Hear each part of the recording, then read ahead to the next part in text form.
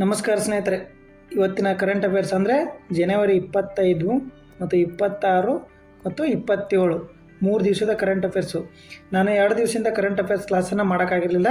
ನಮ್ಮ ಗಣರಾಜ್ಯೋತ್ಸವದ ಪರೇಡ್ ಇರುವ ಸಲುವಾಗಿ ನಾವು ಡ್ಯೂಟಿ ಮೇಲೆ ಇರೋ ಸಂಬಂಧ 3 ದಿವಸದ ಕ್ಲಾಸ್ ಮಾಡೋಕ್ಕಾಗಿಲ್ಲ. ಯಾರೋ ಒಬ್ಬರು ನನಗೆ ಹೇಳಿದ್ರು, ಸರ್ ಕರೆಂಟ್ ಅಫೇರ್ಸ್ ಕ್ಲಾಸ್ನೇ ಮಾಡಿ ವಿತ್ ಇಂಗ್ಲೀಷ್ ಕ್ವಶನ್ ತಮ್ಮನ್ನಿ ಸರ್ ಅಂತಂದ್ರೆ. ಅಂದರೆ ಕನ್ನಡ ಇಂಗ್ಲೀಷ್ ಕ್ವಶನ್ ಮಾಡಿ ಸರ್, ನಮ್ಮ ಇಂಗ್ಲೀಷ್ ಮೀಡಿಯಮವ್ರಿಗೆ ಹೆಲ್ಪ್ ಆಗುತ್ತಂತೆ. ಅದಕ್ಕೋಸ್ಕರ ಇವತ್ತಿಂದ ನಾನು English question with Kannada question ನೋಡಿ ಈ ಥರ ತರ್ತಾ ಇದ್ದೀನಿ. ಅಂದರೆ ನಿಮ್ಮ ಇಂಗ್ಲೀಷ್ ಮೀಡಿಯಮಲ್ಲಿ ನಿಮಗೆ ಓದಲಿಕ್ಕೆ ಈಸಿ ಆಗಬೇಕು. ಓಕೆ, ಹಾಗಾದರೆ ನೋಡಿ, ಪ್ರಜಾವಾಣಿ ನಾವು ಮಾಡಿರ್ತಕ್ಕಂಥ ಇಲ್ಲಿಗೆ ಕ್ಲಾಸಿಗೆ 7ರಿಂದ 8 ಕ್ವಶನ್ ಬಂದಿದ್ದಾವೆ. ಇದರಲ್ಲಿ SDA ನಾನ್ HKದಲ್ಲಿ ಏನು ಬರೀ 1 ತಿಂಗಳು ಪಾಠ ಮಾಡಿದ್ದೀನಿ. 1 ತಿಂಗಳು 15 ದಿವಸ ನಾನು ಕ್ಲಾಸ್ ಮಾಡಿರೋದಲ್ಲಿ. ಓಕೆ, ಹಾಗಾದರೆ ಬೇಗ ಚಾಪ್ಟ್ರಿಗೆ ಬರೋಣ. ಏನು ಮಾಡೋಣ ನೋಡಿ. ಮೊದಲೇ ಕ್ವಶನ್ ನೋಡೋದಾದರೆ ಪ್ರಜಾವಾಣಿ ನ್ಯೂಸ್ ಪೇಪರ್ಲಿ ಆರ್ಟಿಕಲ್ ನೋಡಿ. ಹಂಗಂದ್ರೇನು ನೋಡಿ, 2026 ರಾಷ್ಟ್ರೀಯ ಮತದಾರ ದಿನವನ್ನು ಧ್ಯೇಯವಾಕ್ಯ ಏನಂತ ಕೇಳಿದರೆ, ಥೀಮ್ ಏನಂತ ಕೇಳಿದರೆ ನೋಡಿ. ಹಾಗಾದರೆ ನೋಡಿ, option A go vote for nation, my Bharat my vote, ನನ್ನ ಭಾರತ ನನ್ನ ಮತ. ಓಕೆ, ಇದು ಕನ್ನಡದೊಳಗಡೆ. Proud to be a voter, digital voting India. ನೋಡಿ, ಸರಿಯಾದ ಉತ್ತರ ಬಂದ್ಬಿಟ್ಟು ಸ್ನೇಹಿತರೆ ಇದಕ್ಕೆ ನೋಡಿ, ಮೈ ಭಾರತ್ ಮೈ ವೋಟಿಂಗ್. ಸರಿಯಾದ ಉತ್ತರ ಬಂದ್ಬಿಟ್ಟು ಮೈ ಭಾರತ್ ಮೈ ವೋಟಿಂಗ್. ನೋಡಿ, ನಾನು ಡೈರೆಕ್ಟ್ ಕ್ವಶನ್ನೇ ಬಂದಿದ್ದು, ಡೈರೆಕ್ಟ್ ಎಕ್ಸಾಕ್ಟ್ ಕ್ವಶನ್ನೇ ಬಂದಿದ್ದು ಇದೇ ಥರ, ಡೈರೆಕ್ಟ್ ಹಿಟ್ ಕ್ವಶನ್ ಇದೇ ಥರ. ಓಕೆ ನೋಡಿ, ಎಕ್ಸ್ಪ್ಲನೇಷನ್ ಇದ್ರ ಹಿಸ್ಟ್ರಿ ನೋಡಿ. ಹಾಗಾದರೆ ಏನಂತೆ ಹಂಗಂದರೆ ನೋಡಿ, ನಾವೀಗ 97 ಕೋಟಿ ಜನರನ್ನು ಮತದಾನ ಹೊಂದಿದ್ದೀವಿ. ಹಂಗಾರೆ ಜಗತ್ತಿನಲ್ಲಿ ಅತಿ ಹೆಚ್ಚು ಮತದಾನದಲ್ಲಿರುವತಕ್ಕಂಥ ದೇಶಗಳಾವುದು ಭಾರತ.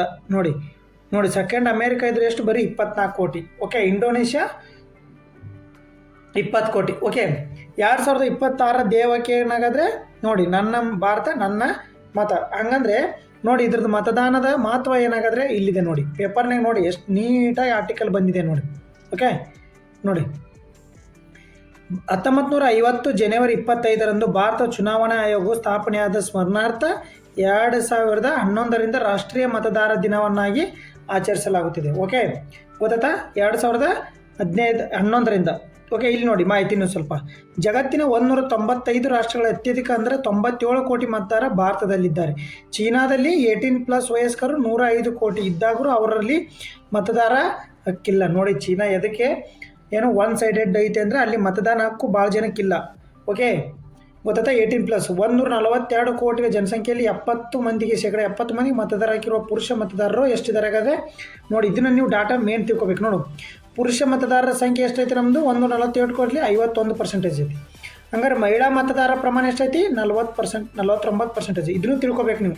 ಅಂದರೆ 1000 ಪುರುಷರಿಗೆ ಎಷ್ಟು ನಮ್ಮದು ಮತದಾನ, 948. ನೀವು ಈ ಥರ ಅರ್ಥ ಮಾಡ್ಕೋಬೇಕು ನೋಡಿ.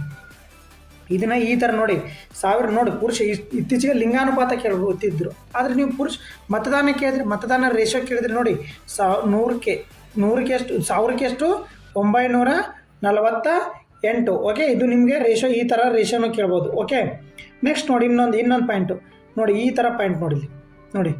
12ನೇ ಶತಮಾನದಲ್ಲಿ ಬಸವನವರು ಭಿತ್ತಿ ಅನುಭವ ಮಂಟಪ ಬೀಜದ ನೆಲೆಗಟ್ಟಿದ ಬೆಳೆ ನಿಂತ ಭಾರತ ಇಂದು ಜಗತ್ತಿಗೆ ಅತಿ ದೊಡ್ಡ ಪ್ರಜಾಪ್ರಭುತ್ವ ರಾಷ್ಟ್ರ ಆಗಿ, ಆದರೆ ಸರಾಸರಿ ಮತ ಪ್ರಮಾಣ ಶೇಕಡ 65ರಿಂದ 70ಕ್ಕೆ ಹೆಚ್ಚಿಲ್ಲ ಎನ್ನುವುದು ವಿಷಾದನೀಯ. ಇವೆಲ್ಲ ಇವರು ಏನೋ ಇದು ನೋಡಿ. ಇದರಲ್ಲಿ ಇನ್ನೊಂದು ಪಾಯಿಂಟ್ ನೋಡಿ. ಹಂಗಂದ್ರೆ ಕೇರಳ, ತಮಿಳುನಾಡು, ಪಶ್ಚಿಮ ಬಂಗಾಳದಲ್ಲಿ ಪುರುಷರ ಮತದಾರರಿಗಿಂತ ಮಹಿಳಾ ಮತದಾರರ ಸಂಖ್ಯೆ ಹೆಚ್ಚೈತೆ ನೋಡಿ. ಯಾವ ರಾಜ್ಯದಲ್ಲಿ ಮಹಿಳಾ ಮತದಾರರ ಸಂಖ್ಯೆ ಹೆಚ್ಚೈತೆ ಅಂದರೆ ಕೇರಳ, ತಮಿಳುನಾಡು, ಪಶ್ಚಿಮ ಬಂಗಾಳ ಅವರಲ್ಲಿ ಹೆಚ್ಚೈತೆ.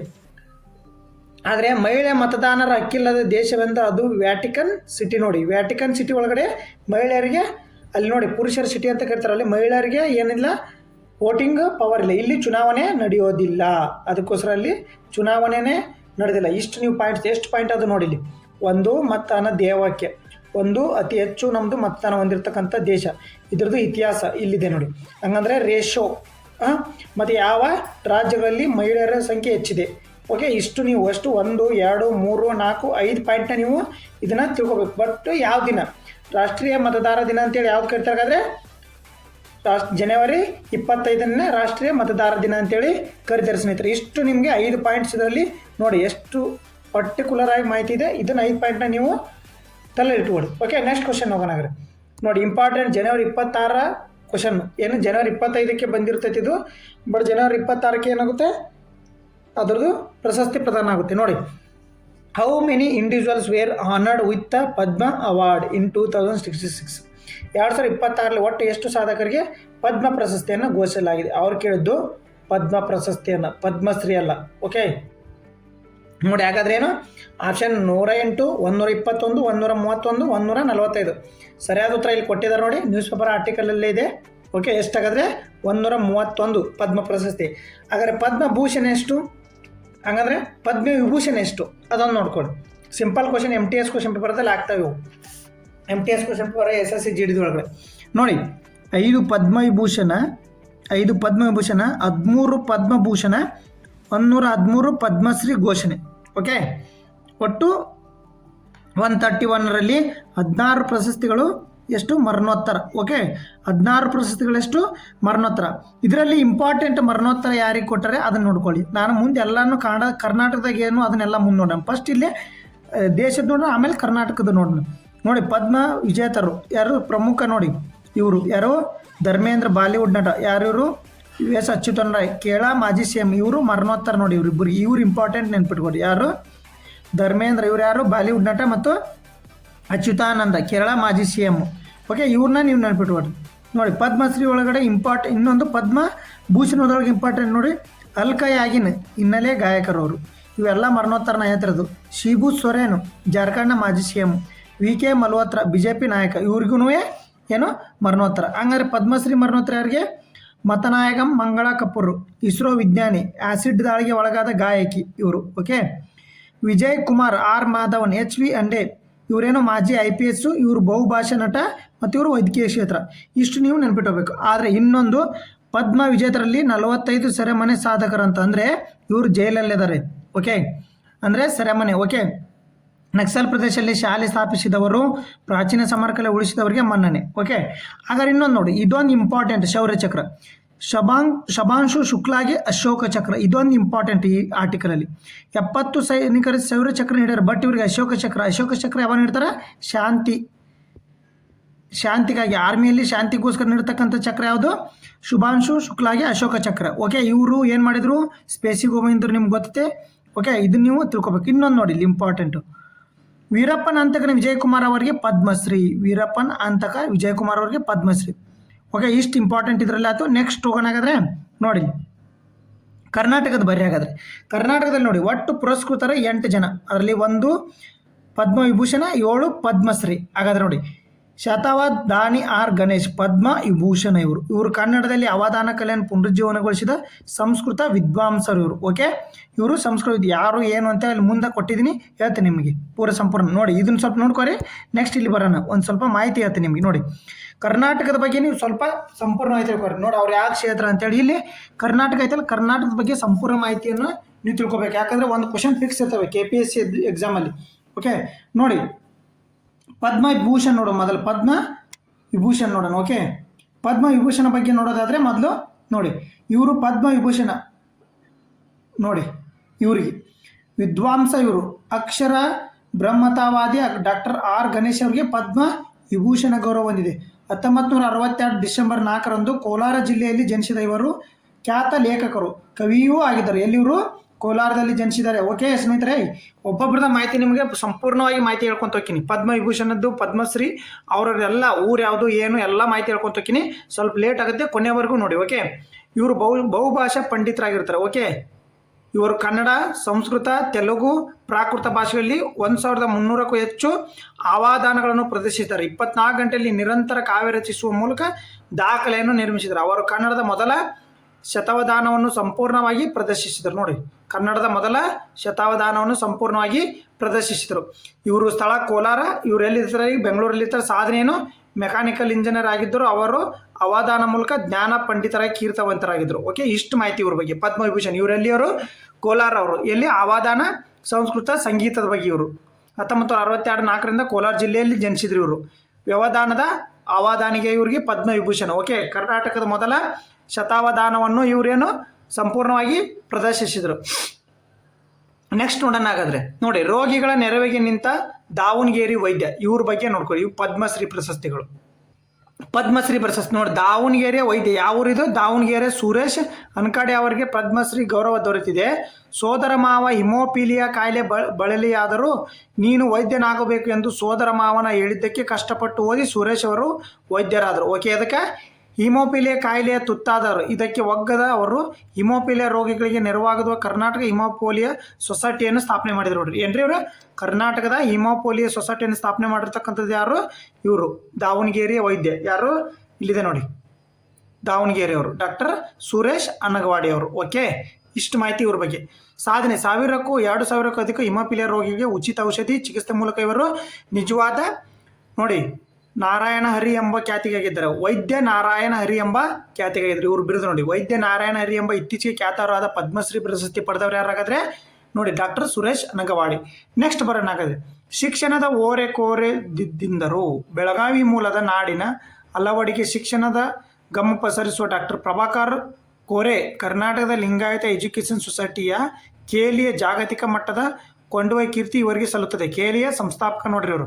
ಓಕೆ, ಈಗ ಕೇಲಿಯ ಡಾಕ್ಟರ್ ಪ್ರಭಾಕರ್ ಕೋರೆ ಅವರು ಆಸ್ಪತ್ರೆ ಮತ್ತು ವೈದ್ಯಕೀಯ ಸಂಶೋಧನಾ ಕೇಂದ್ರ ಚಾರಿಟೇಬಲ್ ಆಸ್ಪತ್ರೆ ಮೂಲಕ ಜನರಿಗೆ ವಿಶ್ವ ದರ್ಜೆ ಚಿಕಿತ್ಸೆ ಸಿಗುವುದು. ಇವ್ರ ಸ್ಥಳ ಯಾವ್ದು ಹಂಗಾರೆ? ಬೆಳಗಾವಿ. ಸಾಧನೆಯನ್ನು ಶಿಕ್ಷಣ ಮತ್ತು ಸಾಹಿತ್ಯ ಕ್ಷೇತ್ರದಲ್ಲಿ ಕೊಡುಗೆ ನೋಡಿ ಅಪ್ಪಗಂತೆ. ಓಕೆ, ಇಷ್ಟು ಮಾಹಿತಿ ಇವ್ರ ಬಗ್ಗೆ. ಇವ್ರ ದೂರ ಯಾವ್ದು ಗೊತ್ತಾಗಬೇಕು, ಅವ್ರ ಸಾಧನೆಗಳು ಏನಂತ ಗೊತ್ತಾಗಬೇಕು.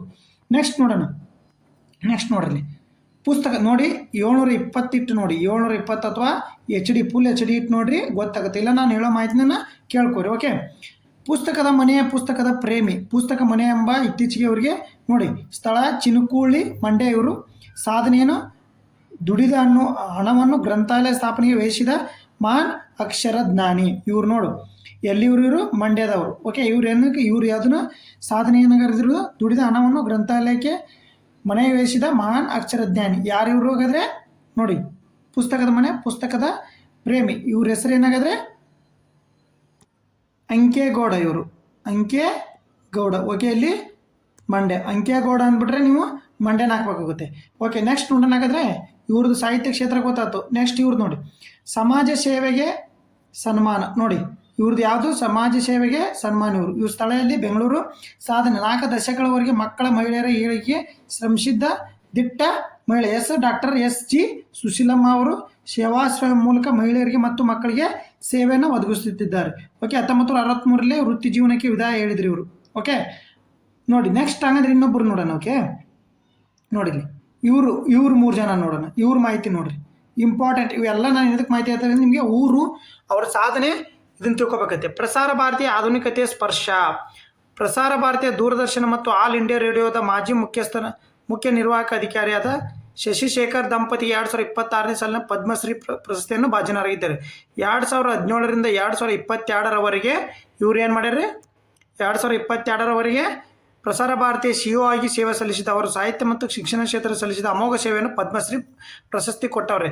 ನೋಡಿಲಿ, ಸ್ಥಳ ಏನು? ಬೆಂಗಳೂರು ಇವರು. ಓಕೆ, ಸಾಧನೆಯನ್ನು ಸರ್ಕಾರಿ ಸ್ವಾಮ್ಯದ ಕಂಪನಿಯ CEO ಆಗಿದ್ದರು. ಜನರ ಶಿಕ್ಷಣ ತಂತ್ರಜ್ಞಾನ ಆದ್ಯತೆ ನೀಡುವ ಮೂಲಕ ಕ್ರಾಂತಿಕಾರಿ ಬದಲಾವಣೆ. ಓಕೆ, ನೆಕ್ಸ್ಟ್ ಇನ್ನೊಬ್ಬರದ್ದು ನೋಡೋಣ. ನೋಡಿ, ಅಷ್ಟು ಒಬ್ಬರದ ಮಾಹಿತಿ ನಿಮಗೆ ಸಿಗ್ತೈತಿ ಅನ್ಕೊತೀನಿ. ಓಕೆ, ವೈಮಾನಿಕ ಸುರಕ್ಷತೆಯಲ್ಲಿ ಭಾಷೆ. ನೋಡಿ, ಇದು ಪದ್ಮಶ್ರೀ ಪ್ರಶಸ್ತಿ. ಸ್ಥಳ ಏನು? ಇವ್ರದ್ದು ಬೆಂಗಳೂರು. ಇವರು ಸಾಧನೆಯನ್ನು ದೇಶದ ವೈಮಾನಿಕ ಸುರಕ್ಷತೆಯಲ್ಲಿ ಹೊಸ ಭಾಷೆ ಬರೆದವರು. ವಿಜ್ಞಾನ ಮತ್ತು ತಂತ್ರಜ್ಞಾನ ಕ್ಷೇತ್ರದ ಸಾಧನೆಗಾಗಿ ಬೆಂಗಳೂರು. ನೋಡಿ, ಯಾವ ಕ್ಷೇತ್ರ ಇವರು? ವಿಜ್ಞಾನ ಮತ್ತು ತಂತ್ರಜ್ಞಾನ ಕ್ಷೇತ್ರ. ನೋಡಿ, ಇವರು ಏನು? ಇವರು ವೆಂಕಟೇಶ್ ಅಯ್ಯಂಗಾರ್ ಅವರಿಗೆ ಪದ್ಮಶ್ರೀ ಪ್ರಶಸ್ತಿ ಲಭಿಸಿದ ಬೆಂಗಳೂರಿನ ನ್ಯಾಷನಲ್ ಏರೋಸ್ಪೇಸ್ ಲ್ಯಾಬೊರೇಟರಿಯಲ್ಲಿ ವಿಜ್ಞಾನಿಯಾಗಿ ಕಾರ್ಯನಿರ್ವಹಿಸಿದ್ದರು. ಅವರು ಏರೋಸ್ಪೇಸ್ ತಂತ್ರಜ್ಞಾನ ಕ್ಷೇತ್ರದ ಸಂಶೋಧನೆ ಮತ್ತು ಅಭಿವೃದ್ಧಿ ಪರಿಣಿತಿಯನ್ನು ಹೊಂದಿದ್ದಾರೆ. ಅದರಲ್ಲಿ ವೈಮಾನಿಕ ಸುರಕ್ಷತೆ ಮತ್ತು ಇದರಲ್ಲಿ ವಿಜ್ಞಾನ ಮತ್ತು ತಂತ್ರಜ್ಞಾನದಲ್ಲಿ ಪದ್ಮಶ್ರೀ ಪ್ರಶಸ್ತಿ ಇವರಿಗೆ. ಓಕೆ, ನೆಕ್ಸ್ಟ್ ಇವ್ರಿಗೆ ನೋಡೋಣ. ಅಡುಗೆ ಮನೆಯ ಪ್ರೆಷರ್ ಇಳಿಸಿದ ದುರಿನ. ನೋಡಿ, ಯಾರು? ಅಡುಗೆ ಮನೆಯ ಪ್ರೆಷರ್ ಇಳಿಸಿದ ದುರಿನ. ನೋಡಿ, ಯಾರು? ಸ್ಥಳ ಇವ್ರದ್ದು ಯಾರು? ಬೆಂಗಳೂರು. ಸಾಧನೆ ದೇಶದ ಪ್ರತಿ ಮನೆಗಳಲ್ಲಿ ಸುರಕ್ಷಿತವಾಗಿ ಪ್ರೆಷರ್ ಕುಕ್ಕರ್ ಆವಿಷ್ಕರಿಸಿದ ನೀಡಿದವರು ಇವರು. ಯಾರು? ಪ್ರೆಷರ್ ಕುಕ್ಕರ್ನ. ನೋಡಿ, ಕರ್ನಾಟಕ ಸೇರಿದ ದೇಶದ ಬಹುತೇಕ ಮನೆಗಳಲ್ಲಿ ಪ್ರೆಷರ್ ಕುಕ್ಕರ್ಗೆ ಜೊತೆಗೆ ಖುಷಿಯಾದ ಸಿಟಿ ಒಡೆಯುವುದನ್ನು ಖ್ಯಾತ ಕೈಗಾರಿಕೋದ್ಯಮಿ ದಿವಂಗತ TT ಜಗನ್ನಾಥ್ ಅವರಿಗೆ ಮರಣೋತ್ತರವಾಗಿ ಪದ್ಮಶ್ರೀ ಗೌರವ ನೀಡಲಾಗಿದೆ. ಪ್ರೆಸ್ಟೀಜ್ ಸಮೂಹದ ಅಧ್ಯಕ್ಷರಾಗಿದ್ದ TT ಜಗನ್ನಾಥ್ ಪ್ರೆಷರ್ ಕುಕ್ಕರ್ಗಳನ್ನು ಪರಿಚಯಿಸಿದ ಮೂಲಕ ಜನಸಾಮಾನ್ಯರಿಗೆ ಅಡುಗೆ ಮನೆಗಳಲ್ಲಿ ತಂತ್ರಜ್ಞಾನ ಆವಿಷ್ಕಾರ ಮುನ್ನಡಿ ಬರೆದಿದ್ದರು. ಇವ್ ನೋಡಿ ಪ್ರೆಷರ್ ಕುಕ್ಕರ್ನ ಆವಿಷ್ಕಾರ ನೋಡಿ ಇವರು. ಪ್ರೆಷರ್ ಕುಕ್ಕರ್ಗೆ ಏನು ವಿಜಿಲ್ ಕುಕ್ಕರ್ ಬರುತ್ತಲ್ಲ ಅದರ ಆವಿಷ್ಕಾರ ಯಾರು? ಟಿ ಜಗನ್ನಾಥ್ ಅವರು. ಓಕೆ, ಇವರು ತಂತ್ರಜ್ಞಾನದಲ್ಲಿನೇ ಬರ್ತಾರೆ. ಓಕೆ, ಪದ್ಮಶ್ರೀ. ಅಷ್ಟ್ರ ಮಾಹಿತಿ ಎಲ್ಲ ನಿಮಗೆ ಅರ್ಥ ಆಯ್ತು ಅನ್ಕೊಂತೀನಿ. ಬೇಕಾದ್ರೆ ಒಂದು ಸ್ಕ್ರೀನ್ಶಾಟ್ ತೊಗೊಂಬಿಡಿ. ಕರ್ನಾಟಕ ಸಂಪೂರ್ಣ ನೋಡಿ ಪದ್ಮಶ್ರೀ ಎಷ್ಟು? 1 ಪದ್ಮವಿಭೂಷಣ, 7 ಪದ್ಮಶ್ರೀ. ಓಕೆ, ಪದ್ಮಶ್ರೀ ಪ್ರಶಸ್ತಿಗಳು. ಈಗ ಅರ್ಥ ಆಯ್ತಲ್ಲ ಅಷ್ಟ್ರದ್ದು. ಬೇಕಾದ್ರೆ ಒಂದು ಸ್ಕ್ರೀನ್ಶಾಟ್ ತೊಗೊಂಬಿಡಿ. ಓಕೆ, ನೆಕ್ಸ್ಟ್ ಒನ್ ಹಾಗಾದರೆ ನೋಡಿ ಇಲ್ಲಿ ಕೊಟ್ಟಿದ್ದೀನಿ ನೋಡಿ. 133 ಸಾಧಕರ ಪದ್ಮ ಗೌರವ ಐತಲ್ಲ, ಪದ್ಮವಿಭೂಷಣ ಎಷ್ಟು ಜನಕ್ಕೆ ಅಂತ ಹೇಳಿದ್ದೆ? 13 ಗಣ್ಯರಿಗೆ ಪದ್ಮವಿಭೂಷಣ. ಅವ್ರದ್ದೊಂದು ಇಟ್ಟು ನೋಡ್ಕೊಂಬಿಡಿ, ಇಲ್ಲೇ ಇದೆ, ಕರೆಕ್ಟಾಗಿ ನೋಡ್ಕೊಂಬಿಡಿ. ಧರ್ಮನ್ ಸಿಂಗ್ ಮಹಾರಾಷ್ಟ್ರ, KT ಥಾಮಸ್ ಸಾರ್ವಜನಿಕ ಮತ್ತು ಆಡಳಿತ ಕ್ಷೇತ್ರ ಕೇರಳ, N ರಾಜಮನ್ ಕಲೆ ಉತ್ತರ ಪ್ರದೇಶ. ಅವ್ರದವ್ರು ಜಸ್ಟ್ ಮಾಹಿತಿ ನೋಡ್ಕೊಳ್ಳಿ, ಯಾಕಂದರೆ ಎಲ್ಲಿ ಯಾವ ಕ್ವಶನ್ ಕೇಳ್ತಾನೆ ಗೊತ್ತಾಗಲಿ. ಪದ್ಮ ವಿಭೂಷಣ ಕೇಳ್ತಾನೆ, ಪದ್ಮಭೂಷಣ ಕೇಳ್ತಾನೆ. ಇವನ್ನ 2 ಕ್ವಶನ್ನು ಕೇಳೇ ಕೇಳ್ತಾನೆ. ಪದ್ಮಭೂಷಣ ಆಮೇಲೆ ನೋಡೋಣ, ಪದ್ಮವಿಭೂಷಣ, ಪದ್ಮಭೂಷಣ ಇವನ್ನ 2 ಸ್ವಲ್ಪ ನೋಡ್ಕೊಂಬಿಡಿ. ಆಮೇಲೆ ಪದ್ಮಶ್ರೀ ನಮ್ಮ ಕರ್ನಾಟಕದ್ದು ನೋಡ್ಕೊಳ್ಳಿ. ನೋಡಿ 5 ಜನಕ್ಕೆ ಎಷ್ಟು ಜನಕ್ಕೆ? 1 2 3 4 5 ಜನಕ್ಕೆ ಎಷ್ಟು ಕೊಟ್ಟಿದ್ದಾನೆ? ಪದ್ಮವಿಭೂಷಣ ಕೊಟ್ಟಿದ್ದಾನೆ, 5 ಜನ. ಓಕೆ, ಅವನ್ನ ನೋಡ್ಕೊಂಬಿಡಿ. ಯಾರು? ಧರ್ಮೇಂದ್ರ ಸಿಂಗ್ ಕಲೆ ಯಾರು? ಮಹಾರಾಷ್ಟ್ರ, ಇವರು ಮರಣೋತ್ತರ. ಓಕೆ, ಯಾರು? ಸಿನಿಮಾ ನಟ ಇವರು. KT ಥಾಮಸ್ ಸಾರ್ವಜನಿಕ ಆಡಳಿತ ಕೇರಳದವರು ಇವರು. ಓಕೆ, N ರಾಜಮನ್ ಕಲೆ ಉತ್ತರ ಪ್ರದೇಶ. ಓಕೆ, P ನಾರಾಯಣ್ ಸಾಹಿತ್ಯ ಮತ್ತು ಶಿಕ್ಷಣ ಕ್ಷೇತ್ರ ಕೇರಳ. ಓಕೆ, ಅತ್ಯುಚ್ಚ ನಂದನ್ ಸಾರ್ವಜನಿಕ ಆಡಳಿತ, ಇವ್ರಿಗೂ ಮರಣೋತ್ತರ. ಓಕೆ, ಹಂಗಾರೆ ಪದ್ಮಭೂಷಣ ಸ್ವಲ್ಪ ನೋಡ್ಕೊಂಬಿಡೋಣ. ನೋಡಿ, ಅಲ್ಕಾ ಯಜ್ಞಿಕ್ ಕಲೆ ಮಹಾರಾಷ್ಟ್ರ. ಓಕೆ, ಭಗತ್ ಸಿಂಗ್ ಕೊಶ್ಯಾರಿ ಸಾರ್ವಜನಿಕ ಆಡಳಿತ ಮತ್ತು ಉತ್ತರಾಖಂಡ. ಇನ್ನು ಸ್ವಲ್ಪ ಪಾಯಿಂಟ್ ಮಾಡ್ಕೊಂಡು ನೆನಪಿಟ್ಟು ಹೋಗ್ಬೇಕಾಗುತ್ತೆ ನೀವು. ಪದ್ಮವಿಭೂಷಣ ನೆನಪಿಟ್ಟು ಹೋಗ್ಬೇಕು ಮೇನ್ ನೀವು 5 ಜನದ್ದು. ಮತ್ತು ಪದ್ಮಶ್ರೀ, ಕರ್ನಾಟಕದ ಪದ್ಮಶ್ರೀನ ನೆನಪಿಟ್ಕೋಬೇಕಾಗುತ್ತೆ. ಇವು 3 ಸ್ಟಾರ್ ಕ್ವಶನ್, ಇವು ಫಿಕ್ಸ್ ಕ್ವಶನ್ ಇವು. ಓಕೆ, ಮುಮ್ಮಟ್ಟಿ ಕಲೆ ಇವರು ಹೀರೋ, ಇವರು ಕೇರಳದವರು. ದತ್ತಾತ್ರೇಯ ನೋರಿ ವೈದ್ಯಕೀಯ ಅಮೆರಿಕ. ಪಿಯೂಷ್ ಪಾಂಡೆ ಕಲೆ ಮತ್ತು ಮಹಾರಾಷ್ಟ್ರ. SKM ಮೈಲಾರನಂದನ್ ಸಾಮಾಜಿಕ ಸೇವೆ ತಮಿಳುನಾಡು. ಶತಾವಧಾನಿ R ಗಣೇಶ್ ಕಲೆ ಮತ್ತು ಕರ್ನಾಟಕ. ಶುಭು ಸೋರೆನ್ ಸಾರ್ವಜನಿಕ ಆಡಳಿತ ಮತ್ತು ಜಾರ್ಖಂಡ್. ಉದಯ್ ಕೋಟರ್ಸ್ ವ್ಯಾಪಾರ ಮತ್ತು ಕಲೆ ಕೈಗಾರಿಕೆ ಮಹಾರಾಷ್ಟ್ರ. VK ಮಲ್ಹೋತ್ರಾ ಸಾರ್ವಜನಿಕ ಆಡಳಿತ ಮತ್ತು ದೆಹಲಿ. ವೆಳ್ಳಪ್ಪಳ್ಳಿ ವೆಂಕಟೇಶನ್ ಸಾರ್ವಜನಿಕ ಆಡಳಿತ ಮತ್ತು ಕೇರಳ. ವಿಜಯ್ ಅಮೃತರಾಜನ್ ಕ್ರೀಡೆ ಅಮೇರಿಕ. ನೋಡಿ ಇವ್ರು ಇದೊಂದು ಇಂಪಾರ್ಟೆಂಟ್ ನೋಡ್ಕೊಂಬಿಡಿ, ಅಮೇರಿಕದಲ್ಲಿ ಸಿಕ್ಕೈತೆ ನೋಡಿ. ವಿಜಯ್ ಅಮೃತರಾಜನ್ ಕ್ರೀಡೆ ಅಮೇರಿಕ, ಇದೊಂದು ವಿದೇಶದ್ದೊಂದು ಇಂಪಾರ್ಟೆಂಟು ನೋಡ್ಕೊಂಬಿಡಿ. ಓಕೆ, ನೆಕ್ಸ್ಟ್ ನೋಡೋಣ ಹಾಗಾದರೆ. ನೆಕ್ಸ್ಟ್ ಬರ್ರಿ ಹಾಗಾದರೆ ನೋಡಿ. ನೆಕ್ಸ್ಟ್ ಕ್ವಶನ್ ನೋಡೋಣ ಹಾಗಾದರೆ. ಏನು ನೋಡಿ, ನೆಕ್ಸ್ಟ್ ಕ್ವಶನ್ ನೋಡೋದಾದರೆ, ಗ್ರ್ಯಾಂಡ್ ಸ್ಲ್ಯಾಮ್ ಇತ್ತೀಚಿನ ಇತಿಹಾಸದಲ್ಲಿ 400 ಪಂದ್ಯಗಳನ್ನು ಗೆದ್ದ ಮೊದಲ ಟೆನ್ನಿಸ್ ಆಟಗಾರ ಯಾರು? ನೋಡಿ ಇಲ್ಲಿ ನ್ಯೂಸ್ ಪೇಪರ್ ಆರ್ಟಿಕಲ್ ಬಂದಿದೆ, ಇದರಲ್ಲಿ ಪ್ರಜಾವಾಣಿ ನ್ಯೂಸ್ ಪೇಪರ್ದಲ್ಲಿ. Okay, Roger Federer, Rafael Nadal, Novak Djokovic, Carlos Alcaraz. ಯಾರು ಗ್ರ್ಯಾಂಡ್ ಸ್ಲ್ಯಾಮ್ ಯಾರಾಗಾದರೆ? ನೋಡಿ ನೋಕೋವಿಕ್ ಆಗಿ ನೋಡಿ, ನೋವಾಕ್ ಜೋಕೋವಿಕ್ ಆಗಿ ನೋಡಿ. ಇದು ಬಂದಿರತಕ್ಕಂಥದ್ದು ಯಾರು? 400. ನೋಡಿ ಮಾಹಿತಿ ನೋಡಿ ನ್ಯೂಸ್ ಪೇಪರಲ್ಲಿ ಬಂದಿರತಕ್ಕಂಥ. ಹಂಗಾರೆ ಯಾರನ್ನ ಹಿಂದಿಕ್ಕಿ ಮಾಡಿದ್ರು ಅವರು? Roger Federer. ಇವ್ರನ್ನ ಹಿಂದಿಕ್ಕೀಗ ಸಾಧನೆಗೈದಂಥ ಎರಡನೇ ಆಟಗಾರ ಯಾರು? Roger Federer. 369 ಗೆದ್ದಿದ್ರು. ಬಟ್ ಈಗ ಇವ್ರು ಜೋಕೋವಿಕ್ ಅವರು 400 ಜಯವನ್ನು ಸಾಧಿಸಿದ್ದಾರೆ. ನೋಡಿ ಇತ್ತೀಚೆಗೆ 400 ಗೆಲುವು. ಎಲ್ಲೂ ಮೊದಲಿಗೆ ಆಸ್ಟ್ರೇಲಿಯಾ ಓಪನದಲ್ಲಿ ಈ ಸಾಧನೆ ಮಾಡಿದ್ದಾರೆ. ಆಸ್ಟ್ರೇಲಿಯಾ ಓಪನದ ಬಗ್ಗೆ ನೋಡ್ಕೊಡ್ಲಿ. ಆಸ್ಟ್ರೇಲಿಯಾ ಓಪನ್ ಬಗ್ಗೆ ನೋಡ್ಕೊಳ್ಳೋದಾದರೆ, ಆಸ್ಟ್ರೇಲಿಯಾ ಓಪನ್ಸ್ ಇದು ಆಸ್ಟ್ರೇಲಿಯಾ ವಿಕ್ಟೋರಿಯಾದ ಮೆಲ್ಬೋರ್ನಲ್ಲಿ ನಡೆಯುವ ಪಾರ್ಕ್ ನಡೆಯಲಿರುವ ಟೆನ್ನಿಸ್ ಆಸ್ಟ್ರೇಲಿಯಾ ಓಪನ್. ಇದು ನೋಡಿ, ಇದು ವರ್ಷದ ಮೊದಲ ಗ್ರ್ಯಾಂಡ್ ಸ್ಲ್ಯಾಮ್ ಆಗಿದೆ. 4 ಗ್ರ್ಯಾಂಡ್ ಸ್ಲ್ಯಾಮ್. ಯಾವುದು? ಫ್ರೆಂಚು, ವಿಂಬಲ್ಡನ್ನು, US ಅದರಲ್ಲಿ ಇದು ಮೊದಲ ವರ್ಷ. ಅಂದರೆ ಜನವರಿ ಮಧ್ಯಭಾಗದಲ್ಲಿ, ಅಂದರೆ 15ನೇ ತಾರೀಕು ಹಿಂಗೆ ಸ್ಟಾರ್ಟ್ ಆಗುತ್ತದೆ. ಓಕೆ, ಆಸ್ಟ್ರೇಲಿಯಾ ಓಪನ್ ಸಾಮಾನ್ಯ ಜನವರಿ ಮಧ್ಯಭಾಗದಲ್ಲಿ ಪ್ರಾರಂಭವಾಗಿ 2 ವಾರಗಳ ಕಾಲ ಮುಂದುವರಿತದೆ. ಸಾಂಪ್ರದಾಯಿಕ ತಿಂಗಳ ಕೊನೆಯ ಭಾನುವಾರದಲ್ಲಿ ಇದು ಎಂಡ್ ಆಗುತ್ತೆ. ಹಾಗಾದರೆ ನೋಡಿ, ಹಿಂದೆ ಇದು ಏನು ಮಾಡಿತ್ತು? ಹಿಂದಿನಲ್ಲಿ ಹುಲ್ಲು ಅಂಕನ ಆಡುತ್ತಿದ್ದಾರೆ. ಎಷ್ಟು? 1988 ನಡುವೆ. ನಂತರ ಹಾರ್ಡ್ ಕೋರ್ಟ್ಗೆ ಬದಲಾವಣೆ. ಇನ್ನೊಂದು ಹಾರ್ಡ್ ಕೋರ್ಟ್ ನಡೀತಕ್ಕಂಥದ್ದು ಯಾವುದು? ಅಮೇರಿಕಾದಲ್ಲಿನೂ ಹಾರ್ಡ್ ಕೋರ್ಟ್ ನಡೀತೇವೆ. Wimbledon clay court. Okay, France ಯಾವುದಾಗಾದರೆ ನೋಡಿ ಕಮೆಂಟ್ ಮಾಡಿ, ಫ್ರಾನ್ಸದ್ದು ಕಮೆಂಟ್ ಮಾಡಿ. ಓಕೆ, ಗ್ರಾಸ್ ಕೋರ್ಟ್ ನಾನೇ ಹೇಳ್ಬಿಟ್ಟು ನೋಡಿ, ಗ್ರಾಸ್ ಕೋರ್ಟ್. ಓಕೆ, 3 ರೀತಿಯ ಕೋರ್ಟ್ಗಳನ್ನು ಮೇಲ್ಮೈ ಬಳಸಲಾಗುತ್ತೆ. ಹಸಿರು ಬಣ್ಣದ ರಿಬೌಂಡ್ ಎಸ್ 1988ರಿಂದ 2007ರವರೆಗೆ, ನೀಲಿ ಫ್ಲೆಕ್ಸಿ ಕುಷನ್ 2008ರಿಂದ 2019ರವರೆಗೆ, 2020ರಿಂದ ನೀಲಿ ಗ್ರೀನ್ ಸೆಟ್ಟನ್ನು ಬಳಸಲಾಗುತ್ತೆ. ಇಷ್ಟರ ಬಗ್ಗೆ ನಿಮ್ಗೆ ಗೊತ್ತಾತಾ? ನೋಡಿ ನೋವಾಕ್ ಈ ಕ್ವಶನ್ಗೆ ಎಲ್ಲ ಮಾಹಿತಿ ಸಿಕ್ತಂತ ಅನ್ಕೊತೀನಿ. ಓಕೆ, ನೆಕ್ಸ್ಟ್ ಕ್ವಶನ್ ನೋಡೋಣ ಹಾಗಾದರೆ. ನೋಡಿ, ಒಂಟಿಯಾಗಿ ವಾಸಿಸುವ ಹಿರಿಯ ನಾಗರಿಕರೇ ಸುರಕ್ಷಿತವಾಗಿ ಕರ್ನಾಟಕ ಪೊಲೀಸ್ ಜಾರಿ ತಂದ ಹೊಸ ಯೋಜನೆ ಯಾವುದಾಗ? ಸಿರಿ, ಸಹಾಯ, ಆಸರೆ, ರಕ್ಷಕ್. ಯಾವುದಾಗಾದರೆ ನೋಡಿ ನ್ಯೂಸ್ ಪೇಪರ್ ಆರ್ಟಿಕಲ್ಲು ನೋಡಿ, ಆಸರೆ ಅಂತ ಇದೆ. ಯಾವುದು ಸರಿಯಾದ ಉತ್ತರ ಬಂದ್ಬಿಟ್ಟು ಆಪ್ಷನ್ ಸಿ, ಆಸರೆ. ಓಕೆ, ನೋಡಿ ಹಂಗಂದ್ರೆ ಆಸರೆ ಅಂದರೆ ಏನು? ರಾಜ್ಯ ಪೊಲೀಸರಿಂದ ನೂತನ ಯೋಜನೆ ಹಿರಿಯ ನಾಗರಿಕರಿಗೆ ಆಸರೆ.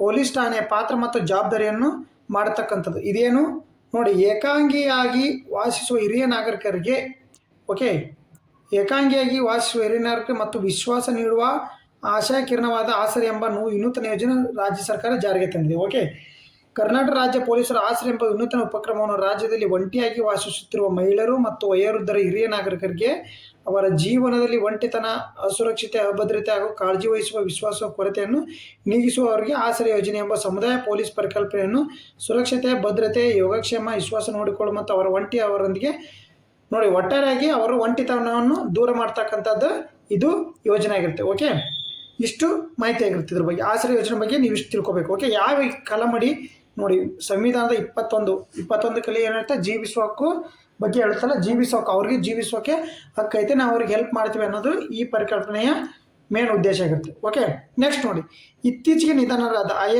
IS ಬಿಂದ್ರಾ ಅವರು ಯಾವ ಸಂಸ್ಥೆ ಮಾಜಿ ಅಧ್ಯಕ್ಷರು? ISRO, BCCI, SEBI, hockey India. ಯಾವುದಾದ್ರೆ ಇಲ್ಲಿ ಕೊಟ್ಟಿದ್ದಾರೆ ನೋಡಿ, ಪ್ರಜಾವಾಣಿ ನ್ಯೂಸ್ ಪೇಪರದಲ್ಲಿ. ಓಕೆ, ಕನ್ನಡಪ್ರಭ. ಓಕೆ, ಕನ್ನಡಪ್ರಭ.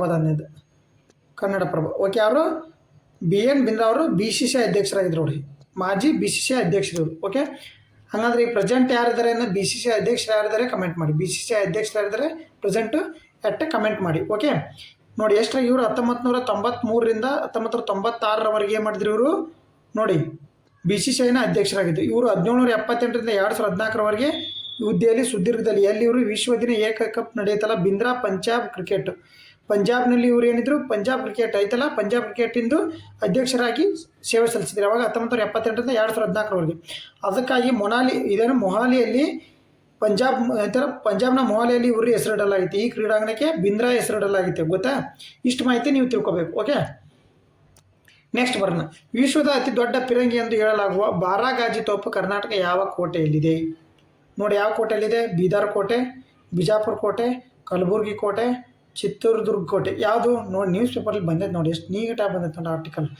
ನೋಡಿ, KE ಎಕ್ಸಾಮ್ ಇದೇ ಥರನ ಓದ್ಕೋಬೇಕು ನೀವು. ಓಕೆ, ಯಾವುದು? ಕಲಬುರ್ಗಿ ಕೋಟೆ. ಇದ್ರದ್ದು ಇತಿಹಾಸ ನೋಡೋಣ ಹಾಗಾದ್ರೆ. ನೋಡಿ, ಇದ್ರದ್ದು ಏನು ಇತಿಹಾಸ ನೋಡಿ, ಗಿನ್ನೀಸ್ನಲ್ಲಿ ದಾಖಲಾತಿ. ನೋಡಿ, ಫಸ್ಟ್ ಇದ್ರ ದಾಖಲಾತಿ ನೋಡಿ, ಇದ್ರದ್ದು ದಾಖಲಾತಿ ನೋಡೋಣ ಮೊದಲು ಫಸ್ಟ್. ನೋಡಿ, ಗಿನ್ನೀಸ್ ರೆಕಾರ್ಡ್ನಲ್ಲಿ ದಾಖಲಾದ ವಿಶ್ವದ ಅತಿ ದೊಡ್ಡ ತೋಪುಗಳು. ನೋಡಿ, ಸ್ಟಾರ್ ಕಾನನ್ 17 ಅಡಿ, 15ನೇ ಶತಮಾನದ್ದು, ರಷ್ಯಾದ್ದು. ನೋಡಿ, ಗಿನ್ನೀಸ್ ದಾಖಲೆ ರಷ್ಯಾ ಐತೆ. ಪುಂಡಾಟ್ ವಾನ್ ಸ್ಪೈಬರ್ ಯಾವುದು? ಶತಮಾನದ ಆಸ್ಟ್ರೇಲಿಯಾದಾಗೆ. ನಮ್ದು ಎಷ್ಟನೇದು ಐತಾಗಾರೆ? ಇಂಡಿಯಾದು. ನೋಡಿ, ಇಲ್ಲಿ ಐತೆ ನೋಡಿ, 1, 2, 3, 4. ವಿಶ್ವದ ಅತಿ ದೊಡ್ಡ ತೋಪುಗಳಲ್ಲಿ ನಮ್ಮದು ಎಷ್ಟನೇದು? 5ನೇದ್ದು ನೋಡಿ. ಓಕೆ, ನಮ್ಮದು 5ನೇ ತೋಪು. ಮಾಲಿಕ್ ಎ ಮೈದಾನ್, ಶತಮಾನ, ಬಿಜಾಪುರ, ಭಾರತ. ನಮ್ಮದು 5ನೇದು. ಬಟ್ ಇಲ್ಲಿ ಕಲಬುರ್ಗಿ ಇದು ನೋಡಿ, ಇದು ಬಿಜಾಪುರದ್ದು, ಇದು ಬಿಜಾಪುರದ್ದು. ಓಕೆ, ಮತ್ತು ಇನ್ನೊಂದೇನು ಈಗ ಬಂದಿರತಕ್ಕಂಥದ್ದು ಇದ್ರ ಬಗ್ಗೆ ಮಾಹಿತಿ ನೋಡಿ. ಆಲ್ರೆಡಿ ಈಗ ನಾವು ಗಿನ್ನೀಸ್ ರೆಕಾರ್ಡ್ ಈ ಇತ್ತೀಚೆಗೆ ಉತ್ಖನನ ಮಾಡಿರ್ತಕ್ಕಂಥದ್ದು. ಓಕೆ, ಫಸ್ಟ್ ನಮ್ದು ಯಾವತ್ತು? ಬಿಜಾಪುರದ ಮಾಲಿಕ್ ವಿ ಮೈದಾನ್ ತೋಪು ಇತ್ತು ಬಿಜಾಪುರದಾಗ. ಓಕೆ, ಈಗ ನೋಡೋಣ. ಸೇರ್ಪಡೆಗಿಲ್ಲ ಕ್ರಮ, ಪುರಾತತ್ವ ಇಲಾಖೆ ನಿರ್ಲಕ್ಷ್ಯ. ಓಕೆ, ಕಲಬುರ್ಗಿದು ಏನಿದು ವರ್ಲ್ಡ್ ರೆಕಾರ್ಡಿಗೆ ಸೇರ್ಕೊಂಡಿಲ್ಲ. ಬಟ್ ಏನು ಮಾಡ್ತಿದ್ದು? 14ನೇ ಅತಿ ಹೆಚ್ಚು ಐತಿ. ಇದು ಬಿಜಾಪುರ್ಗೆ ಅತಿ ಹೆಚ್ಚು ಐತಿ, ಬಟ್ ಇದು ವರ್ಲ್ಡ್ ರೆಕಾರ್ಡ್ಗೆ ಸೇರ್ಕೊಂಡಿಲ್ಲ. ಓಕೆ, ಇದು ಅದಕ್ಕೋಸ್ಕರ ಇದು ಮಾಹಿತಿಯಲ್ಲಿ ನೋಡಿ. ಗುಲ್ಬರ್ಗ ಎಂದೇ ಬಹುಮನಿ ಕೋಟೆ ಕೊತ್ವಾಲ್ ಹಾಗೂ ಅದ್ಭುತ ವಾಸ್ತುಶಿಲ್ಪದ ನೆನಪಾಗುತ್ತದೆ. ಹನ್ಸಾಬಾದ್ ನಂತರ ಗುಲ್ಬರ್ಗ ಈಗ ಕಲಬುರ್ಗಿ ಎಂಬ ಹೆಸರಿನಿಂದಾಗಿ ಪ್ರಸಿದ್ಧವಾದ, ಆದರೆ ಭಾಗದ ಅಪಾರ ಐತಿಹಾಸಿಕ ಮಹತ್ವ ಉಳಿಸಲು ಜಗತ್ತಿಗೆ ಪರಿಚಯಿಸುವಲ್ಲಿ ಸರ್ಕಾರ ಸಂಬಂಧಪಟ್ಟ ಇಲಾಖೆಗಳಿಗೆ ಏನು ಮಾಹಿತಿ ನೀಡಿದೆ. 14ನೇ ಶತಮಾನದಲ್ಲಿ ಬಹುಮನಿ ಸುಲ್ತಾನರು ಯಾರು ಹೆಸರೆತ್ತಿದ್ದಾರೆ? 14ನೇ ಶತಮಾನದಲ್ಲಿ ಬಹುಮನಿ ಸುಲ್ತಾನರು ನಿರ್ಮಿಸಲಾಗಿದೆ ಕಲಬುರ್ಗಿ ಕೋಟೆ ಹಾಗೂ ಅದರೊಳಗಿನ ತೋಪುಗಳು ಇಂದಿಗೂ ಅಚ್ಚರಿ ಉಳಿದಿವೆ. ಅವುಗಳಲ್ಲಿ ಒಂದಾದ ಬಾರಾಗಾಜಿ ತೋಪು ಇಡೀ ವಿಶ್ವದಲ್ಲಿ ಅತಿ ದೊಡ್ಡ ತೋಪು. ನೋಡಿ, ನಮ್ಮದು 5ನೇ ಸ್ಥಾನಕ್ಕೆ ಐತಿ ಬಿಜಾಪುರದ್ದು. ಬಟ್ ವಿಶ್ವದಲ್ಲಿ ಅತಿ ದೊಡ್ಡ ತೋಪು ಯಾವುದು? ಸ್ಟಾರಾ ಕಾನನ್, ರಷ್ಯಾ. ಬಟ್ ಇದಕ್ಕೆ ದೊಡ್ಡ ತೋಪು, ಬಟ್ ಇದನ್ನೇನು ವರ್ಲ್ಡ್ ರೆಕಾರ್ಡ್ಗೆ ಸೇರಿಸಿಲ್ಲ ಅನ್ನೋದೇ ದುರಾದೃಷ್ಟ. ವಿಶ್ವದ ಅತಿ ದೊಡ್ಡ ತೋಪು ವೈಶಿಷ್ಟ್ಯವೇನು? ನೋಡಿ, ಈ ತೋಪು ಮೊಹಮ್ಮದ್ ನೋಡಿ, ಮೊದಲನೇ ಮೊಹಮ್ಮದ್ ಬಹುಮನಿ ಸುಲ್ತಾನದ ಮೊದಲನೇ ಮೊಹಮ್ಮದ್ ಶಾ ಕ್ರಿಸ್ತಶಕ 1358ರಿಂದ 1377ರವರ ಆಡಳಿತದಲ್ಲಿ ನಿರ್ಮಾಣಗೊಂಡಿತು. ಟರ್ಕಿಷ್ ಕಾರ್ಮಿಕರಿಂದ ಪಂಚಧಾತು ಲೋಹದಲ್ಲಿ ತಯಾರಿಸಲ್ಪಟ್ಟಿದೆ. ಬಾರಾಗಾಜಿ ತೋಪು ಎಂದು ಕರೆಯಲ್ಪಡುವ ಈ ತೋಪು 29 ಅಡಿ ಉದ್ದ, 7.6 ಅಡಿ ವೃತ್ತ ಪರಿಧಿ 2 ಅಡಿ. ನೋಡಿ, ಇದು ಹಂಗಾರೆ ಎಷ್ಟೈತಿ? 17.5 ಅಡಿ, 10ನೇ ಶತಮಾನ. ಹಂಗಾರೆ ಇದು ನೋಡಿ ಎಷ್ಟೈತಿ? 29 ಅಡಿ ಐತಿ. ಓಕೆ, 29 ಅಡಿ ಐತಿ. ಹಂಗಾರೆ ರಷ್ಯಾಕಿನ್ನ ದೊಡ್ಡದಾತಲ್ಲ ನಮ್ಮದು. ಆದರೆ ಇದು ವರ್ಲ್ಡ್ ರೆಕಾರ್ಡ್ಗೆ ಸೇರಿಲ್ಲ. ಓಕೆ, ಇದ್ರ ಬಗ್ಗೆ ನೀವು ತಿಳ್ಕೊಬೇಕು. ನೋಡಿ, 80 ಟನ್ನು ಇರ್ಬೋದೆಂದು ಸುಮಾರು ಅಂದಾಜಿಸಲಾಗಿದೆ. ಇದೇನು 80 ಟನ್ ಇರ್ಬೋದೆಂದು ಅಂದಾಜಿಸಲಾಗಿದೆ. ಈಗಿರುವ ಅತಿ ದೊಡ್ಡ ತೋಪು ಯಾವುದು ಅಂದರೆ 2013ರಲ್ಲಿ ಆಂಧ್ರ ಪ್ರದೇಶದಲ್ಲಿ ನಿಜಾಮಾಬಾದ್ ಜಿಲ್ಲೆಯಲ್ಲಿ ಕೊಳಸ್ಕೋಟೆಯಲ್ಲಿ 23 ಅಡಿ ಉದ್ದದ ತೋಪನ್ನು ವಿಶ್ವದ ಅತಿ ದೊಡ್ಡ ತೋಪು ಎಂದು ಗಿನ್ನಿಸ್ ದಾಖಲೆಗೆ ಸೇರಿಸಲಾಗಿದೆ.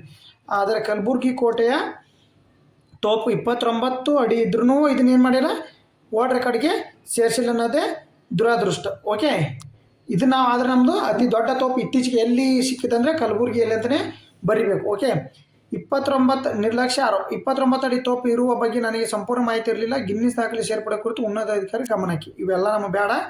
ಇದ್ರ ಬಗ್ಗೆ ತಿಳ್ತಕ್ಕಂಥದ್ದು ಏನೀಗ, ಭಾರತದ ಅತಿ ದೊಡ್ಡ ತೋಪು ಎಲ್ಲಿ ಇತ್ತೀಚೆಗೆ ಏನು ಇನ್ವೆನ್ಷನ್ ಆಗಿದೆ ಅಂದರೆ ಕಲಬುರ್ಗಿಯಲ್ಲಿ. ಯಾರು? 1ನೇ ಮೊಹಮ್ಮದ್ ಬಹುಮನಿ ಸುಲ್ತಾನರ 1ನೇ ಮೊಹಮ್ಮದ್ ಕಾಲದಲ್ಲಿ. ಓಕೆ, ಇಲ್ಲಿದೆ ನೋಡಿ. ಇದನ್ನು ಇಷ್ಟು ಮಾಹಿತಿ ತಿಳ್ಕೊಬೇಕಾಗುತ್ತೆ. ಓಕೆ, ನೆಕ್ಸ್ಟ್ ಕ್ವಶನ್ ನೋಡಿ ದ ಹಿಂದೂ ನ್ಯೂಸ್ ಪೇಪರ್ಲಿ ಬಂದಿರತಕ್ಕಂಥದ್ದು ಇಂಪಾರ್ಟೆಂಟ್. ನೋಡಿ ಇದು ಇಂಪಾರ್ಟೆಂಟ್. ಜನವರಿ 26ರಲ್ಲಿ ಅಂತಾರಾಷ್ಟ್ರೀಯ ಸೌರ ಒಕ್ಕೂಟ ಸೇರಿದಂತೆ ನೋಡಿ ಇಂಟರ್ನ್ಯಾಷನಲ್ ಸೋಲಾರ್ ಅಲಯನ್ಸ್ ಎಷ್ಟು ಸ್ಥಾಪನೆ ಆತಾಗಾದ್ರೆ ನೋಡಿ, ಎಷ್ಟು ಸ್ಥಾಪನೆ ಆಯಿತು? 66 ರಾಷ್ಟ್ರೀಯ ಸಂಸ್ಥೆಗಳಿಂದ ಹೊರಬರುವ ಉದ್ದೇಶವನ್ನು ಘೋಷಿಸಿದ ದೇಶ ಅದು France, United States, China, Germany. ನೋಡಿ ಯಾವುದಾದ್ರೆ how will we US exit affect the solar alliance. ನೋಡಿ ನ್ಯೂಸ್ ಪೇಪರ್ ಆರ್ಟಿಕಲ್ ಬಂದಿರತಕ್ಕಂಥದ್ದು. ಯಾವುದು ಸರಿಯಾದ ಉತ್ತರ? America, United States. ನೋಡಿ ಇದ್ರ ಬಗ್ಗೆ ನೀವು ಮಾಹಿತಿ ನೋಡಿ, ಇಂಗ್ಲೀಷು ಮತ್ತು ಕನ್ನಡದಲ್ಲಿ ಎರಡು ಮಾಹಿತಿ ಕೊಟ್ಟಿರ್ತೀನಿ. ದ ಹಿಂದೂ ನ್ಯೂಸ್ ಪೇಪರ್ ಓದೋರು ಸೆಂಟ್ರಲ್ ಗೌರ್ಮೆಂಟಿಗೆ ಯಾರು ಎಕ್ಸಾಮ್ ಓದ್ತಿರೋದ ಹೆಲ್ಪ್ ಆಗುತ್ತೆ. ನೋಡಿ, ಅಮೇರಿಕ ಸರ್ಕಾರವು ISAದಿಂದ ಅಂದರೆ ಇಂಟರ್ನ್ಯಾಷನಲ್ ಸೋಲಾರ್ ಏಜೆನ್ಸಿ ಅಂತ ಅರ್ಥ ಇದು. ನೋಡಿ ಇದು ಎಷ್ಟು ಸ್ಥಾಪನೆ ಆಯಿತು? 2015 ಸ್ಥಾಪನೆ ಆಯಿತು. ಎಷ್ಟು ದೇಶಗಳಿವೆ? ಟೋಟಲ್ 66 ದೇಶಗಳಿವೆ. ಇದನ್ನು ಮೊದಲು ಸ್ಥಾಪನೆ ಮಾಡಿದವರು ಯಾರಾಗಾದರೆ ಈ ಇನ್ನು ಮುಂದೆ ಅಮೇರಿಕ ಹಿತಾಸಕ್ತಿ ಪಡೆದು ಇದನ್ನು ಭಾರತ ಮತ್ತು ಫ್ರಾನ್ಸು ಜಂಟಿಯಾಗಿ ಸ್ಥಾಪನೆ ಮಾಡಿವೆ. ಮೊದಲು ಸಂಸ್ಥಾಪಕ ರಾಷ್ಟ್ರಗಳು ಯಾವುವು? ಭಾರತ ಮತ್ತು ಫ್ರಾನ್ಸು ಜಂಟಿಯಾಗಿ 2017. ಇತ್ತೀಚೆಗೆ ಏನು ಮಾಡೈತಿ? ಅಮೇರಿಕ ಹೊರಗೆ ಬರೋಕ್ಕೆ ನಿರ್ಧಾರ ಮಾಡೈತಿ. ಇಷ್ಟು ಮಾಹಿತಿ ನಿಮಗೆ ಗೊತ್ತಿರಲಿ. 66 ರಾಷ್ಟ್ರಗಳು. ನೋಡಿ ಇದು ಇಂಪಾರ್ಟೆಂಟ್ ಕ್ವಶನ್. ಇತ್ತೀಚಿನ ವರದಿ ಪ್ರಕಾರ ನೋಡಿ, ಇಂಗ್ಲೀಷಲ್ಲಿ ಓದ್ಕೋರಿ, ಸೆಂಟ್ರಲ್ ಗೌರ್ಮೆಂಟಿಗೆ ಓದ್ಕೋರು. ಇತ್ತೀಚಿನ ವರದಿ ಪ್ರಕಾರ ಶೈಕ್ಷಣಿಕ ನಿಯತಕಾಲಿಕೆಗಳು ಪೀರ್ ರಿವ್ಯೂಗಾಗಿ ಅಕಾಡೆಮಿಕ್ ಜರ್ನಲಿಸಮ್ ಪೀರ್ ಕೃತಕ ಬುದ್ಧಿಮತ್ತೆ ಮೊರೆ ಹೋಗಲು ಪ್ರಮುಖ ಕಾರಣವೇನಾಗದು? ನೋಡಿ, ಇತ್ತೀಚೆಗೆ ಶೈಕ್ಷಣಿಕ ನಿಯತಕಾಲಿಕೆಗಳು ಮೊರೆ ಹೋಗಲು ಇತ್ತೀಚಿನ ಕಾರಣ ಏನಂತ ಕೇಳಿದರೆ, ಓಕೆ, ಇದು news paper article the Hindu news paper article ಇದು. Okay, reduce the publication cost ಅಂದರೆ ಪ್ರಕಟಣಾ ವೆಚ್ಚವನ್ನು ಕಡಿಮೆ ಮಾಡಲು, ಹಸ್ತಪ್ರತಿಗಳನ್ನು ಅತಿಯಾದ ಸಂಖ್ಯೆಯಿಂದಾಗಿ ವಿಮರ್ಶೆ ದಣಿವು, ಸಂಪಾದಕರು ಸಂಪೂರ್ಣ ತೆಗೆದುಹಾಕುವುದು, ಮಾನವ ಸಂಪಾದಕರನ್ನ ನೋಡಿ, ಇನ್ನೊಂದೇನು ಸತ್ಯಾಸತ್ಯದ 100% ನಿಖರತೆ. ಇವು ಯಾವಲ್ಲ ಸ್ನೇಹಿತರೆ? ಹಸ್ತಪ್ರತಿಗಳ ಅತಿಯಾದ ಸಂಖ್ಯೆಯಿಂದಾಗಿ ವಿಮರ್ಶಕರ ದಣಿವನ್ನು ಕಡಿಮೆ ಮಾಡ್ತಕ್ಕಂಥ ಇಲ್ಲಿ ಮೊರೆಗೈತೆ. ಪೀರ್ ರಿವ್ಯೂ ಕೃತಕ ಬುದ್ಧಿಮತ್ತೆ ಹೋಗಿದ್ದಾರೆ ಯಾರು? ಇತ್ತೀಚಿನ ಅಕಾಡೆಮಿಕ್ ಇಂಟೆಲಿಜೆನ್ಸಿ ಅವರು. ಓಕೆ, ಅಕಾಡೆಮಿಕ್ ಏರ್ನವ್ರು ಏನು ಮಾಡ್ರೆ ಪೀರ್ ರಿವ್ಯೂ ಅಂತ ಐತೆ. ಆ ಹಸ್ತಪತ್ರಿಕೆಯನ್ನು ಅತಿಯಾದ ಸಂಖ್ಯೆಯಿಂದ ವಿಮರ್ಶಕರಿಗೆ ದಣಿವು ಆಗಬಾರ್ದಂತೆ ಪೀರ್ ರಿವ್ಯೂ ಅನ್ನು ಬಳಸ್ಕೊತಾ ಇದ್ದಾರೆ. ಓಕೆ, ನೋಡಿ ಇಲ್ಲಿ ಕನ್ನಡ ಮತ್ತು ಇಂಗ್ಲೀಷಲ್ಲಿ ಎರಡರಲ್ಲಿ ಮಾಹಿತಿ ಇರುತ್ತೆ. ನೀವು ಸರಿಯಾದ ಮಾಹಿತಿಯನ್ನು ತಿಳ್ಕೊಬೇಕು. ಸ್ವಲ್ಪ ಸ್ಪೀಡ್ ಆದರೂ ಥರ ಮಾಡ್ಬೇಕು. ಈಗ 3 ದಿವಸ ಕರೆಂಟ್ ಅಫೇರ್ಸ್ ಐತೆ, ಬೇಗ ಕ್ಲಾಸ್ ಮಾಡಬೇಕು. ಓಕೆ, ವಾರ್ಷಿಕವಾಗಿ ಲಕ್ಷಾಂತರ ಸಂಶೋಧನಾ ಪ್ರಬಂಧಗಳು ಸಲ್ಲಿಕೆ ಆಗುತ್ತಿದೆ. ಇದರಿಂದ ವಿಮರ್ಶೆಗೆ ಕೆಲಸ ಹೊರೆ ಹೆಚ್ಚಾಗುತ್ತಿದೆ. ಮೌಲ್ಯಮಾಪನ ಸಹಾಯ ಮಾಡಲು ಅನ್ನು ಬಳಸಲಾಗುತ್ತೆ. ಈ ರಿವ್ಯೂ ಬರ್ನಂಟ್ ಅಂತ ಕರೀತಾರೆ. Okay, assistant screening and evaluation. Okay, ಇಷ್ಟು ಮಾಹಿತಿ ಇದ್ರದ್ದು. ನೆಕ್ಸ್ಟ್ ಕ್ವಶನ್ ನೋಡೋಣ. ದ ಹಿಂದೂ ನ್ಯೂಸ್ ಪೇಪರ್ದಲ್ಲೇ ಬಂದಿರತಕ್ಕಂಥ ಮಾಹಿತಿ ನೋಡಿ ಈ ಕ್ವಶನ್ ನೋಡೋಣ. ನೋಡಿ ಯಾವುದು? ದ ಜಿಯೋಗ್ರಫಿ ಎನ್ವಿರಾನ್ಮೆಂಟಿಗೆ ಸಂಬಂಧಪಟ್ಟಿರುತ್ತೆ. ನೋಡಿ ಜಿಯೋಗ್ರಫಿಗೆ ಸಂಬಂಧಪಟ್ಟಿರ್ತಕ್ಕಂಥದ್ದು ಮತ್ತು ಎನ್ವಿರಾನ್ಮೆಂಟಿಗೆ ಸಂಬಂಧಪಟ್ಟಿರ್ತದ್ದು ಯಾವುದು? ದ KS UPSC ಓದೋರಿಗೆ ಭಾಳ ಹೆಲ್ಪ್. ನೋಡಿದೆ central government exam KS FDA exam ಓದೋರಿಗೆ ಭಾಳ ಹೆಲ್ಪ್. ಯಾವುದು? KPSC FD ಓದೋರಿಗೆ ಭಾಳ ಹೆಲ್ಪ್ ಆಗ್ತಕ್ಕಂಥ ಈ ಥರ ಕ್ವಶನ್ ಬರ್ತಾವೆ. ನೋಡಿ ಯಾವುದಿದು? ನೋಡಿ, ದಕ್ಷಿಣ ಖಂಡದಲ್ಲಿ ತನ್ನ ಚಟುವಟಿಕೆಗಳನ್ನು ನಿಯಂತ್ರಿಸಲು ಅಂಟಾರ್ಟಿಕಾ ಚಟುವಟಿಕೆಯನ್ನು ಮತ್ತು ಪರಿಸರ ಸಂರಕ್ಷಣಾ ಕಾನೂನು ಕರಡನ್ನು ಇತ್ತೀಚೆಗೆ ಸಿದ್ಧಪಡಿಸಿದ ದೇಶ ಯಾವುದು? India, Australia, China, Russia. ಯಾವುದು? ನೋಡಿ, how is the China of framing it's Antarctica ambition. Okay, ಯಾವುದು? ಚೀನಾ. ನೋಡಿ ಸರಿಯಾದ ಉತ್ತರ ಬಂದ್ಬಿಟ್ಟು ಚೀನಾ ಸ್ನೇಹಿತರೆ. ಓಕೆ, ನೋಡಿ ನಮಗೆ ಎಕ್ಸ್ಪ್ಲನೇಷನ್ ನೋಡ್ಕೊಳ್ಳಿ. ಸ್ವಲ್ಪ ಇಂಗ್ಲೀಷು ಮತ್ತು ಕನ್ನಡದಲ್ಲಿ ಎರಡಲ್ಲೂ ಕೊಟ್ಟಿದ್ದೀನಿ. ನೀವು ಇಂಗ್ಲೀಷ್ ಮೀಡಿಯಮ್ ಯಾರು ಕರ್ನಾಟಕದ ಇಂಗ್ಲೀಷ್ ಮೀಡಿಯಮ್ ಓದ್ತಿರ್ತಾರೆ ಅವ್ರಿಗೂ ಹೆಲ್ಪ್ ಆಗುತ್ತೆ. ಓಕೆ, ನೋಡಿ ದ ವಿವರಣೆ ನೋಡಿ. ಚೀನಾವು ಅಂಟಾರ್ಟಿಕಾದಲ್ಲಿ ತನ್ನ ವೈಜ್ಞಾನಿಕ ಸಂಶೋಧನೆ ಮತ್ತು ಪರಿಸರ ಸಂರಕ್ಷಣೆ ಸೇರಿದಂತೆ ಎಲ್ಲ ಚಟುವಟಿಕೆಗಳನ್ನು ನಿಯಂತ್ರಿಸಲು ಸಮಗ್ರ ದೇಶೀಯ ಕಾನೂನು ಚೌಕಟ್ಟನ್ನು ರೂಪಿಸಲು ಮುಂದಾಗಿದೆ. ಹಂಗಾರೆ ಯಾವ ದೇಶ? ಸರಿಯಾದ ಉತ್ತರ ಆಪ್ಷನ್ ಸಿ ಚೀನಾ. ನೋಡಿ ನಿಮ್ಗೆ ಇಂಗ್ಲೀಷ್ ಒಳಗೆ ಕೊಟ್ಟಿರ್ತೀನಿ. KS FDA KPSC ಎಕ್ಸಾಮ್ಗೆ ಯಾರು ಓದ್ತಿರ್ತೀರಿ, KPSC ಎಕ್ಸಾಮ್ಗೆ ಹೆಲ್ಪ್ ಆಗುತ್ತೆ ಮತ್ತು UPSC ಎಕ್ಸಾಮ್ಗೂ ಹೆಲ್ಪ್ ಆಗುತ್ತೆ ಸ್ನೇಹಿತರೆ. ಓಕೆ, ನೆಕ್ಸ್ಟ್ ನೋಡೋಣ. ಹಾಗಾದರೆ ನೆಕ್ಸ್ಟ್ ಕ್ವಶನ್ ನೋಡೋಣ. ಇತ್ತೀಚಿನ ಬೃಹತ್ ತಳಿ ವಿಜ್ಞಾನ ಅಧ್ಯಯನ ಸ್ಕ್ರಿಜೋಫ್ರೋನಿಯಾ ಓಕೆ ಮತ್ತು ಯಾವ ಆರೋಗ್ಯ ಸ್ಥಿತಿಯ ನಡುವೆ ನಿಕಟ ಸಂಬಂಧವನ್ನು ಹೆಚ್ಚಿಸುತ್ತದೆ? ಇದು ಸೈನ್ಸ್ ಆ್ಯಂಡ್ ಟೆಕ್ಗೆ ಸಂಬಂಧಪಟ್ಟಿರ್ತಕ್ಕಂಥದ್ದು. ಸೈನ್ಸ್ ಆ್ಯಂಡ್ ಟೆಕ್ ಕ್ವಶನ್ ನೋಡಿ, ಸೈನ್ಸ್ ಆ್ಯಂಡ್ ಟೆಕ್ಕಿಗೆ. ಓಕೆ, ನೋಡಿ ಹಿಂದೂ ನ್ಯೂಸ್ ಪೇಪರಲ್ಲಿ ಆರ್ಟಿಕಲ್ ಬಂದಿರತಕ್ಕಂಥದ್ದು. ನೋಡಿ ಎಷ್ಟು ನೀಟಾಗಿ ಆರ್ಟಿಕಲ್ ಬಂದಿದೆ. ಯಾವುದಾಗಾದರೆ ನೋಡಿ, ಡಯಾಬಿಟಿಯ ಮಧುಮೇಹ, ಮೂಳೆಗಳ ಆರೋಗ್ಯ ಮತ್ತು ಅಸ್ಥಿಪಂಜರ, bone health and osteoporosis, lungs and cancer ಅನ್ನು ಕಾರ್ಡಿಯೋವೆಸ್ಕ್ಯುಲರ್ ಡಿಸೀಸ್, ಹೃದಯ ರಕ್ತನಾಳ ಕಾಯಿಲೆಗಳು. ನೋಡಿ ಇದಕ್ಕೆ ಸರಿಯಾದ ಉತ್ತರ ಬಂದ್ಬಿಟ್ಟು ನೋಡಿ ಇಲ್ಲಿ ಏನು ಕೊಟ್ಟಿದ್ದಾರೆ ಚಿತ್ರಣ, ಮೂಳೆಗಳ ಬಗ್ಗೆ ಕೊಟ್ಟಿದ್ದಾರಲ್ಲ, ಮೂಳೆಗಳು ಮತ್ತು ಆರೋಗ್ಯ ಅಸ್ಥಿರಂಧ್ರತೆ. ಓಕೆ, ಇದು ಕೊಟ್ಟಿರ್ತಕ್ಕಂಥ ಚಿತ್ರ ನೋಡಿರಲಿ. ಸರಿಯಾದ ಉತ್ತರ ಹಂಗಾದ್ರೆ ಅದು ಬಿ. ನೋಡಿ KPSC ಯಾರು ಓದ್ತಿದ್ದೀರಾ, UPSC ಯಾರು ಓದ್ತಿದ್ದೀರಾ, ಭಾಳ ಇಂಪಾರ್ಟೆಂಟು. ಓಕೆ, ಭಾಳ important question the Hindu news paper ಇರ್ತಕ್ಕಂಥದ್ದು. ಅದಕ್ಕೋಸ್ಕರ ಲಾಸ್ಟಿಗೆ ಅವ್ರದ್ದು ಹಿಂದೂ ನ್ಯೂಸ್ ಪೇಪರ್ ಹೇಳ್ತೀನಿ. ಆಮೇಲೆ GK ಟುಡೇನ ಕರ್ನಾಟಕ ಸಂಬಂಧಪಟ್ಟಿರುತ್ತೆ ಹೇಳ್ತೀನಿ. ಇವರು ನೋಡಿ, ಸುಮಾರು 5 ಲಕ್ಷಕ್ಕೂ ಹೆಚ್ಚು ಜನರು ದತ್ತಾಂಶವನ್ನು ವಿಶ್ಲೇಷಿಸುವ ಸಂಶೋಧಕರು ಸ್ಕ್ರಿಜೋಪೆನಿಯಾ ಹೊಂದಿರುವ ವ್ಯಕ್ತಿಗಳ ತಳಿಯನ್ನು ದುರ್ಬಲ ಮೂಳೆಗಳು ಮತ್ತು ಮೂಳೆ ಮುರಿತ ಅಪಾಯವನ್ನು ಹೆಚ್ಚು ಹೊಂದಿರುತ್ತಾರೆ ಎಂದು ಕಂಡುಹಿಡಿದ್ದಾರೆ. ಯಾರು ನೋಡಿ, ಸ್ಕ್ರಿಜೋಪೆನಿಯಾ ಹೊಂದಿದವರು ಯಾರು? 5 ಲಕ್ಷಕ್ಕೂ ಹೆಚ್ಚು ಜನ. ಓಕೆ, ಇದನ್ನು ಹೊಂದಾರಂತೆ ಇತ್ತೀಚಿನ ಏನು ಮಾಡ್ತೀವಿ ರಿಸರ್ಚರು ವ್ಯಕ್ತಪಡಿಸಿದ್ದಾರೆ ರಿಪೋರ್ಟು. ಓಕೆ, ನೋಡಿ ನೆಕ್ಸ್ಟ್ ಕ್ವಶನ್ ನೋಡಿ. ಹಾಗಾದರೆ ಇತ್ತೀಚಿನ RBI ವರದಿಯ ಪ್ರಕಾರ 2026ರಲ್ಲಿ ಚುನಾವಣೆ ಎದುರಿಸಲಿರುವ ರಾಜ್ಯಗಳಲ್ಲಿ ಯಾವ ರಾಜ್ಯವು ತನ್ನ ಏನಪ್ಪ ಅಂದರೆ ಬಡ್ಜೆಟಲ್ಲಿ ಅತಿ ಹೆಚ್ಚು ಸಾಲದ ಪಾವತಿಯನ್ನು ಹೊಂದಿದೆ. ಯಾವುದಂದರೆ ಬಡ್ಜೆಟ್ನಲ್ಲಿ ಯಾವುದಾಗಾದರೆ ನೋಡಿ, ತಮಿಳುನಾಡು, ಕೇರಳ, ವೆಸ್ಟ್ ಬೆಂಗಾಲು, ಅಸ್ಸಾಂ. ನೋಡಿ ನಾನು ಹೇಳ್ತಾರದು ನೋಡಿ, poll bound state have been highest share ಡೆಫ್ಟ್ ಇನ್ ಇಟ್ಸ್ GSDP. ಸ್ಟೇಟಲ್ಲಿ GSDP ಸಾಲದ ಪ್ರಮಾಣ ಯಾವುದು ಹೊಂದೈತೆ ಹಂಗಂದರೆ ನೋಡಿ ಸರಿಯಾದ ಉತ್ತರ ಬಂದ್ಬಿಟ್ಟು ವೆಸ್ಟ್ ಬೆಂಗಾಲ್. ನೋಡು, poll bound state spend carefully will cutting a ಡೆಫ್ಟ್ RBI ವ್ಯಕ್ತಪಡಿಸೈತೆ ನೋಡಿ, ಅದು ವೆಸ್ಟ್ ಬೆಂಗಾಲಕ್ಕೆ. ಓಕೆ, ನೋಡಿ ಸರಿಯಾದ ಉತ್ತರ ಬಂದ್ಬಿಟ್ಟು 2021ರಿಂದ ಪಶ್ಚಿಮ ಬಂಗಾಳ ತನ್ನ ಸಾಲವನ್ನು ಗಮನಾರ್ಹವಾಗಿ ಕಡಿಮೆ ಮಾಡಿದ್ದರೂ ಸಹ 2026 ಚುನಾವಣೆ ಎದುರಿಸಿರುವ 5 ರಾಜ್ಯಗಳಲ್ಲಿ 2026ರಲ್ಲಿ ಎಷ್ಟು ಚುನಾವಣೆ, ಎಷ್ಟು ರಾಜ್ಯಗಳು? 5 ರಾಜ್ಯಗಳು ಎದುರಿಸಲಿವೆ. ಓಕೆ, ಈ ತಮಿಳುನಾಡು, ಆಂಧ್ರ ಪ್ರದೇಶ ಅವು ಸೇರಿಕೊಂಡವೆ. 39ರಷ್ಟು ಅತಿ ಹೆಚ್ಚು ಸಾಲ GSDP ಅನುಪಾತವನ್ನು ಹೊಂದಿದೆ. ಅದರಲ್ಲಿ ಅತಿ ಹೆಚ್ಚು ಯಾವುದಂದರೆ Paschima Bangala. Bond state free falls. Okay, 39% among GSDP ratio at highest ಡೆಪ್ಟ್ in West Bengal. Okay, next question ಬರ್ರಿ. ಹಂಗಂದರೆ ನೋಡಿ, ಸ್ಪಾಟಿಫೈ 86 ಮಿಲಿಯನ್ ಸಂಗೀತ ಫೈಲ್ಗಳನ್ನು ಕಳವು ಮಾಡಿದ ಆರೋಪದ ಮೇಲೆ ಇತ್ತೀಚೆಗೆ ಕಾನೂನು ಕ್ರಮ ಎದುರಿಸಿದ ಶಾಡೋ ಲೈಬ್ರರಿ ಸರ್ಚ್ ಇಂಜಿನ್. ನೋಡಿ, ಇದು ಸೈಬರ್ ಕ್ರೈಮಿಗೆ ಸಂಬಂಧಪಟ್ಟಿರ್ತಕ್ಕಂಥ ಕ್ವಶನ್ ಆಗಿರುತ್ತೆ. ನೋಡಿ, ಸೈಬರ್ ಕ್ರೈಮ್ ಸ್ಪಾಟಿಫೈದಲ್ಲಿ ಏನು ಮಾಡೈತೆ, ಶಾಡೋ ಲೈಬ್ರರಿ ಯಾರೊಬ್ಬರು ಹ್ಯಾಕ್ ಮಾಡಿಬಿಟ್ಟು ಸ್ಪಾಟಿಫೈದಲ್ಲಿ ಯಾರ್ಯಾರು ಫೇಸ್ಬುಕ್ದು ಎಲ್ಲ ಜಿಮೇಲ್ ಇದ್ದಾವೆ ಅವರೇನೋ ಪಾಸ್ವರ್ಡನ್ನು ಸೋರಿಕೆ ಮಾಡಿದ್ದ. ಹಿಂದೂ ನ್ಯೂಸ್ ಪೇಪರಲ್ಲಿ ಬಂದಿರ್ತಕ್ಕ what the Anna archive Spotify back revealing about the digital privacy. ನೋಡಿ, sky hub, live gen, Anna archives ಮತ್ತು ಜಡ್ ಲೈಬ್ರರಿ. ಯಾವ ಸರಿಯಾದ ಉತ್ತರ? ಅಣ್ಣ ಅಚೀವ್ಸ್. ನೋಡಿ, ಯಾವುದು ಶಾಡೋ ಲೈಬ್ರರಿ, ಯಾವುದು? ಅಣ್ಣಾಸ್ ಅಚೀವ್ಸ್. ಓಕೆ, ನೋಡಿ ಅಣ್ಣಾಸ್ ಅಚೀವ್ಸ್ ಸ್ಪಾಟಿಫೈ ಸಂಪೂರ್ಣ ಲೈಬ್ರರಿಯನ್ನು ಬ್ಯಾಕಪ್ ಮಾಡಿರುವುದಾಗಿ ಹೇಳಿಕೊಂಡಿದ್ದು ಇದು ಹಕ್ಕುಸ್ವಾಮ್ಯ ಉಲ್ಲಂಘನೆಯಾಗಿ ಸಂಗೀತ ಉದ್ಯಮರಿಂದ ದೊಡ್ಡ ಮೊಕದ್ದಮೆ ಕಾರಣವಾಗಿದೆ. ಓಕೆ, ಮ್ಯಾಸಿವ್ ಲಾ ಸೂಟ್ ಇದು ಫ್ರಮ್ ಏನಿದು ಸೋರಿಕೆ ಆಗಿರ್ತಕ್ಕಂಥ ಸ್ಪಾಟಿಫೈ ಇತ್ತೀಚೆಗೆ ಹ್ಯಾಕ್ ಆಗಿತ್ತು. ಲೋ ಸೋರ್ಸ್ ಶಾಡೋ ಲೈಬ್ರರಿಲಿ ಹ್ಯಾಕ್ ಆಗಿರೋ ಸಂಬಂಧ ಇದು ನೆನಪಿರ್ಬೇಕು. ಯಾವುದು? ಸ್ಪಾಟಿಫೈ. ಓಕೆ, ಯಾವುದದು ಬ್ಯಾಕ್ ಇದು ಶಾಡೋ ಲೈಬ್ರರಿ ಯಾವುದು? ಅಣ್ಣ ಅಚೀವ್ಸ್. ಇಷ್ಟು ನೀವು ನೆನಪಿಟ್ಕೋರಿ. ದ ಹಿಂದೂ ನ್ಯೂಸ್ ಪೇಪರ್ ಬಂದಿರತಕ್ಕಂಥ ಮಾಹಿತಿ, ಕಾಪಿರೈಟ್ ಇಂಗ್ರೀಡಿಯೆಂಟ್. ಓಕೆ, ನೋಡಿ ಇವು ಕರ್ನಾಟಕಕ್ಕೆ ಸಂಬಂಧಪಟ್ಟಿರ್ತೀವಿ. ಈಗ ನೆಕ್ಸ್ಟ್ ನಾನು ಎಕ್ಸಾಕ್ಟ್ಲಿ ಕರ್ನಾಟಕಕ್ಕೆ ಸಂಬಂಧಪಟ್ಟಿರ್ತವೆ, KEಗೆ ಸಂಬಂಧಪಟ್ಟಿರ್ತಕ್ಕಂಥದ್ದು. KE ಎಕ್ಸಾಮ್ ಏನು ಕಡಿತಲ್ಲ, KE ಆಲ್ಮೋಸ್ಟ್ ಕರೆಂಟ್ ಅಫೇರ್ಸ್ನ ಕರ್ನಾಟಕದಾಗೆ ಕೇಳಿರ್ತೀವಿ. ನೋಡಿ, ಕರ್ನಾಟಕಕ್ಕೆ ಸಂಬಂಧಪಟ್ಟಿರ್ತಂದು ಕರೆಂಟ್ ಅಫೇರ್ಸ್ ಪೂರ್ತಿ ಕಂಪ್ಲೀಟ್ ಆನ್ ಕರ್ನಾಟಕ. ಓಕೆ, ದಾವೋಸ್ನಲ್ಲಿ ನಡೆದ ವಿಶ್ವ ಆರ್ಥಿಕ 2026ರಲ್ಲಿ ಕರ್ನಾಟಕ ಎಷ್ಟು ಕೋಟಿ ರೂಪಾಯಿಗಳನ್ನು ಹೂಡಿಕೆ ಒಪ್ಪಂದ ಸಹಿ ಹಾಕಿದೆ? ನೋಡಿ ಎಷ್ಟಾಗಾದರೆ ನೋಡಿ ಬಂದ್ಬಿಟ್ಟು ಎಷ್ಟಾಗುತ್ತೆ ನೋಡಿ ಸ್ನೇಹಿತರೆ. 10,500 ಕೋಟಿ, 13,070 ಕೋಟಿ, 15,000 ಕೋಟಿ, 20,000 ಕೋಟಿ. ನೋಡಿ, ನಾವು ಟೋಟಲಿ ಕರ್ನಾಟಕ ಎಕನಾಮಿ ಸಂಬಂಧಪಟ್ಟಿರ್ತಕ್ಕಂಥ ಇದು ಅರ್ಥಶಾಸ್ತ್ರ, ಕರ್ನಾಟಕದ ಅರ್ಥಶಾಸ್ತ್ರಕ್ಕೆ ಸಂಬಂಧಪಟ್ಟಿರ್ತಕ್ಕಂಥ ಕ್ವಶನ್ ಇದೆ. ಅದು ಎಕನಾಮಿಗೆ ಅರ್ಥಶಾಸ್ತ್ರ. ಓಕೆ, ಅರ್ಥಶಾಸ್ತ್ರಕ್ಕೆ ಸಂಬಂಧಪಟ್ಟಿರ್ತಕ್ಕಂಥ ಕ್ವಶನ್ ಯಾವುದು? 13,770 ಕೋಟಿ ರೂಪಾಯಿ. 13,070 ಕೋಟಿ ರೂಪಾಯಿ. ಓಕೆ, ಇದು ವರ್ಲ್ಡ್ ಎಕನಾಮಿಕ್ ಫೋರಮ್ದೊಳಗಡೆ. ಓಕೆ ನೋಡಿ, ದಾವೋಸ್ ಶೃಂಗಸಭೆಯಲ್ಲಿ ಏರೋಸ್ಪೇಸ್, ಡೇಟಾ ಸೆಂಟರ್ಗಳು ಮತ್ತು ಶುದ್ಧ ಇಂಧನ ಸೇರಿದಂತೆ ವಿವಿಧ ವಲಯಗಳಲ್ಲಿ 13,070 ಕೋಟಿ ರೂಪಾಯಿ ಹೂಡಿಕೆಯನ್ನು ಕರ್ನಾಟಕ ಪಡೆದುಕೊಂಡಿದೆ ಎಂದು ಕೈಗಾರಿಕಾ ಸಚಿವ ಯಾರು?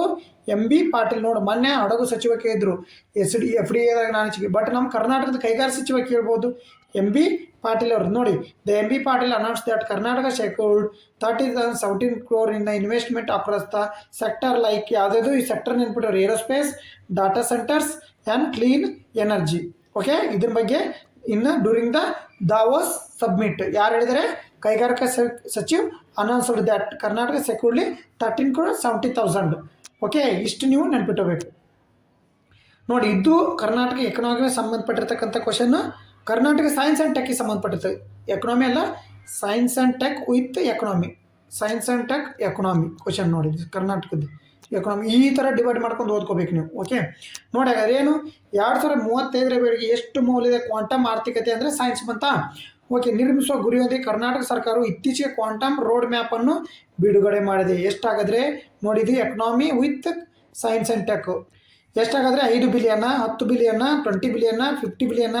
ನೋಡಿ, ಸರಿಯಾದ ಉತ್ತರ ಬಂದ್ಬಿಟ್ಟು ಆಪ್ಷನ್ ಸಿ 20 ಬಿಲಿಯನ್. ನೋಡಿ, 20 ಬಿಲಿಯನ್ ಸರಿಯಾದ ಉತ್ತರ. ಓಕೆ, ಇದು Karnataka economy, science and economics, science and tech ನೋಡಿ, ಸೈನ್ಸಿಗೆ ಮತ್ತು ಎಕನಾಮಿಗೆ ಸಂಬಂಧಪಟ್ಟಿರ್ತಕ್ಕಂಥ ಕ್ವಶನ್. ಓಕೆ ನೋಡಿ, ಟೋಟಲ್ ಏನು ಕರ್ನಾಟಕದ ಮ್ಯಾಗ ಹೇಳ್ತಾರದು ನಾವು current affairs.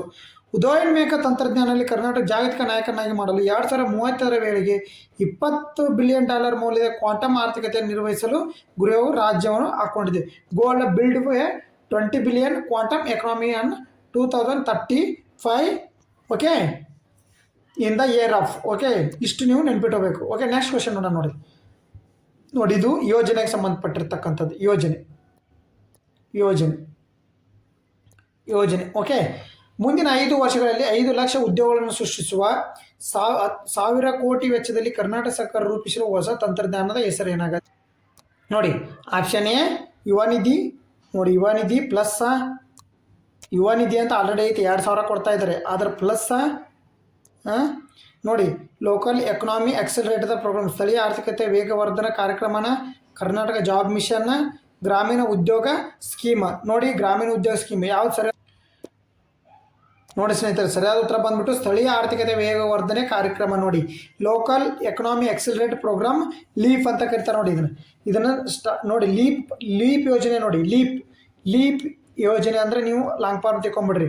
Local economy accelerating programme, ಇಷ್ಟು ನೀವು ಮಾಹಿತಿ ತಿಳ್ಕೊರಿ. ಲೀಪ್ ಯೋಜನೆ ನೋಡಿ, ಗೊತ್ತಲ್ಲ, ಲೀಪ್ ಯೋಜನೆ. ಲೀಪ್ ಕಾರ್ಯಕ್ರಮ ಸ್ಥಳೀಯ ಆರ್ಥಿಕತೆಯನ್ನು ಉತ್ತೇಜಿಸಲು ಮತ್ತು ಮುಂದಿನ 5 ವರ್ಷಗಳಲ್ಲಿ 5 ಲಕ್ಷ ಉದ್ಯೋಗಗಳನ್ನು ಸೃಷ್ಟಿಸಲು 1,000 ಕೋಟಿಯ ನಿಧಿಯೊಂದಿಗೆ ರೂಪಿಸಲಾಗಿದೆ. The local economy and create the 5 lakhs jobs over next in the 5 years with an initial fund after 100,000 crores. That is called as leap and scheme. Okay, ಇದೊಂದು ಸ್ಕೀಮಿಗೆ ಸಂಬಂಧಪಟ್ಟಿರ್ತಕ್ಕಂಥದ್ದು ಯೋಜನೆ ಆಗಿದೆ. ಓಕೆ, ನಗರ ಪ್ರದೇಶಗಳಲ್ಲಿ 20 ಲಕ್ಷಕ್ಕೆ ನೋಡು, ಇದು ಟೋಟಲ್ ಯಾರು ಕರ್ನಾಟಕ ಸಂಬಂಧಪಟ್ಟಿರ್ತಕ್ಕಂಥ ಕ್ವಶನ್ ಆಗಿದೆ. ನೋಡಿ, ನಗರ ಪ್ರದೇಶದಲ್ಲಿ 20 ಲಕ್ಷಕ್ಕೂ ಹೆಚ್ಚು ಜನರಿಗೆ ಅನುಕೂಲವಾಗುವಂತೆ ಯಾವ ರೀತಿಯ ಆಸ್ತಿಗಳು ಖಾತಾಗಿಂದ ನೋಡಿ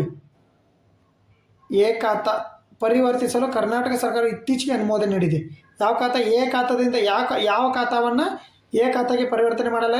ನೋಡಿ, ಕೈಗಾರಿಕಾ ಆಸ್ತಿಗಳ, ಬಿ ಖಾತಾ ಆಸ್ತಿಗಳ, ಅಗ್ರಿಕಲ್ಚರ್ ಲ್ಯಾಂಡ್ಸ್, ಅತಿಕ್ರಮ ಭೂಮಿಗಳ, ಎನ್ಕ್ರೋಚಸ್ ಲ್ಯಾಂಡ್ಸ್ ಯಾವುದು? ನೋಡಿ, ಖಾತಾ ವರ್ಗಾವಣೆ ಮಾಡಬೇಕು ಅಂದ್ಕೊಂಡಿರ್ತಕ್ಕಂಥ ಆಸ್ತಿಗಳು ಯಾವಾಗಾದ್ರೆ ನೋಡಿ, ಸರಿಯಾದ ಹತ್ರ ಬಂದ್ಬಿಟ್ಟು ಬಿ ಖಾತಾ ನೋಡಿ, ಬಿ ಖಾತಾ ಪ್ರಾಪರ್ಟೀಸ್. ನೋಡಿ, ಸರಿಯಾದ ಹತ್ರ ನೋಡಿ, ಬಿ ಖಾತಾನ ಖಾತಾ ಮಾಡೋಕ್ಕೆ. ಆಗ ಬಿ ಖಾತಾ ಇತ್ತೀಚೆಗೆ ಫ್ರಾಡ್ ಆಯಿತು. ಬಿ ಖಾತಾ ಇತ್ತೀಚೆಗೆ ಫ್ರಾಡ್ ಆಗಿರೋದ್ರಿಂದ ಅದನ್ನು ಖಾತಾಗೆ ವರ್ಗಾವಣೆ ಮಾಡಲಿಕ್ಕೆ ಸರ್ಕಾರ ನಿರ್ಧಾರ ಮಾಡೈತೆ. ಓಕೆ, ನಗರ ಸ್ಥಳೀಯ ಸಂಸ್ಥೆಗಳಲ್ಲಿ ಬಿ ಖಾತಾ ಆಸ್ತಿಗಳನ್ನು ಖಾತೆ ಪರಿವರ್ತಿಸಲು ಸರ್ಕಾರ ಅನುಮೋದನೆ ನೀಡಿದ್ದು, ಇದು ಮನೆ ಮಾಲೀಕರಿಗೆ ಕಾನೂನುಬದ್ಧ ಮಾನ್ಯತೆ ಸಾಲ ಪಡೆಯುವಲ್ಲಿ ಸಹಾಯ ಮಾಡುತ್ತೆ. Okay, B khata has properties to khata in the urban local bodies which will help in the home owners get formal recognition and loans. Okay, next question ನೋಡಿ, ಇದೈತೆ. ಓಕೆ, ಹಂಗಂದರೆ ನೀವು ಈ ಕ್ವಶನ್ಗೆ ಕಮೆಂಟ್ ಮೂಲಕ ಆನ್ಸರ್ ಮಾಡಬೇಕು. ಈ ಕ್ವಶನ್ಗೆ ನೀವು ಕಮೆಂಟ್ ಮೂಲಕ ಆನ್ಸರ್ ಮಾಡ್ಬೇಕು. ಯಾರು ಸರಿಯಾದ ಉತ್ತರ ಮಾಡ್ತಾರೆ ನೋಡ್ತೀನಿ. ಆಲ್ರೆಡಿ ಹೇಳಿದ್ದೀನಿ 2026ರಲ್ಲಿ ಕರ್ನಾಟಕದಿಂದ ಪದ್ಮವಿಭೂಷಣ ಅಂದರೆ ಪದ್ಮಭೂಷಣ ಪ್ರಶಸ್ತಿ ಪಡೆದ ಬಾಜಿನರದ ಏಕೈಕ ವ್ಯಕ್ತಿ ಯಾರು? ಕರ್ನಾಟಕದಿಂದ ಪದ್ಮಭೂಷಣ ಪಡೆದವರು ಯಾರು? ಡಾಕ್ಟರ್ ಪ್ರಭಾಕರ್ ಕೋರೆನ, ಏನು ಶತಾವಧಾನಿ ಗಣೇಶನ, ಶಶಿಶೇಖರ್ನ, ಅಂಕೇಶ್ ಗೌಡನ? ಯಾರು ನೋಡಿ? ಇವ್ರು ಹಿಂಗೆ ನೋಡಿ ನೀವು ಕನ್ಫ್ಯೂಷನ್ ಒಟ್ಟರದ್ದು ಓದ್ಕೊಂಡ್ಬಿಡ್ತೀರಿ, ಕನ್ಫ್ಯೂಷನ್ ಆಗಿಬಿಡ್ತಾರೆ. ಅವ್ರು ಕೇಳಿದ್ದು ಪದ್ಮಭೂಷಣ ಏಕೈಕ ವ್ಯಕ್ತಿ ಯಾರು? ಕಮೆಂಟ್ ಮೂಲಕ ಆನ್ಸರ್ ಮಾಡಿ. ಓಕೆ, ನೋಡಿ ಸ್ನೇಹಿತರೆ, ಇತ್ತೀಚಿನ ಕರೆಂಟ್ ಅಫೇರ್ಸ್ ಹೇಳಿದ್ದು ಭಾಳ ಇಂಪಾರ್ಟೆಂಟ್ ಇದ್ದಾವೆ. ನೀವು ಸಂಜೆ 6:30ಕ್ಕೆ ಸೈನ್ಸ್ ಕ್ಲಾಸಿಗೂ ಲೈವ್ ಬನ್ನಿ. ನೋಡಿ ನಾ ಹೇಳ್ತಕ್ಕಂಥ ಕರೆಂಟ್ ಅಫೇರ್ಸ್ ಭಾಳ ಇಂಪಾರ್ಟೆಂಟ್ ಇದ್ದಾವೆ. ನಿಮ್ಮ ಸ್ನೇಹಿತರಿಗೂ ಶೇರ್ ಮಾಡಿ. ಓಕೆ, ನಮಸ್ಕಾರ.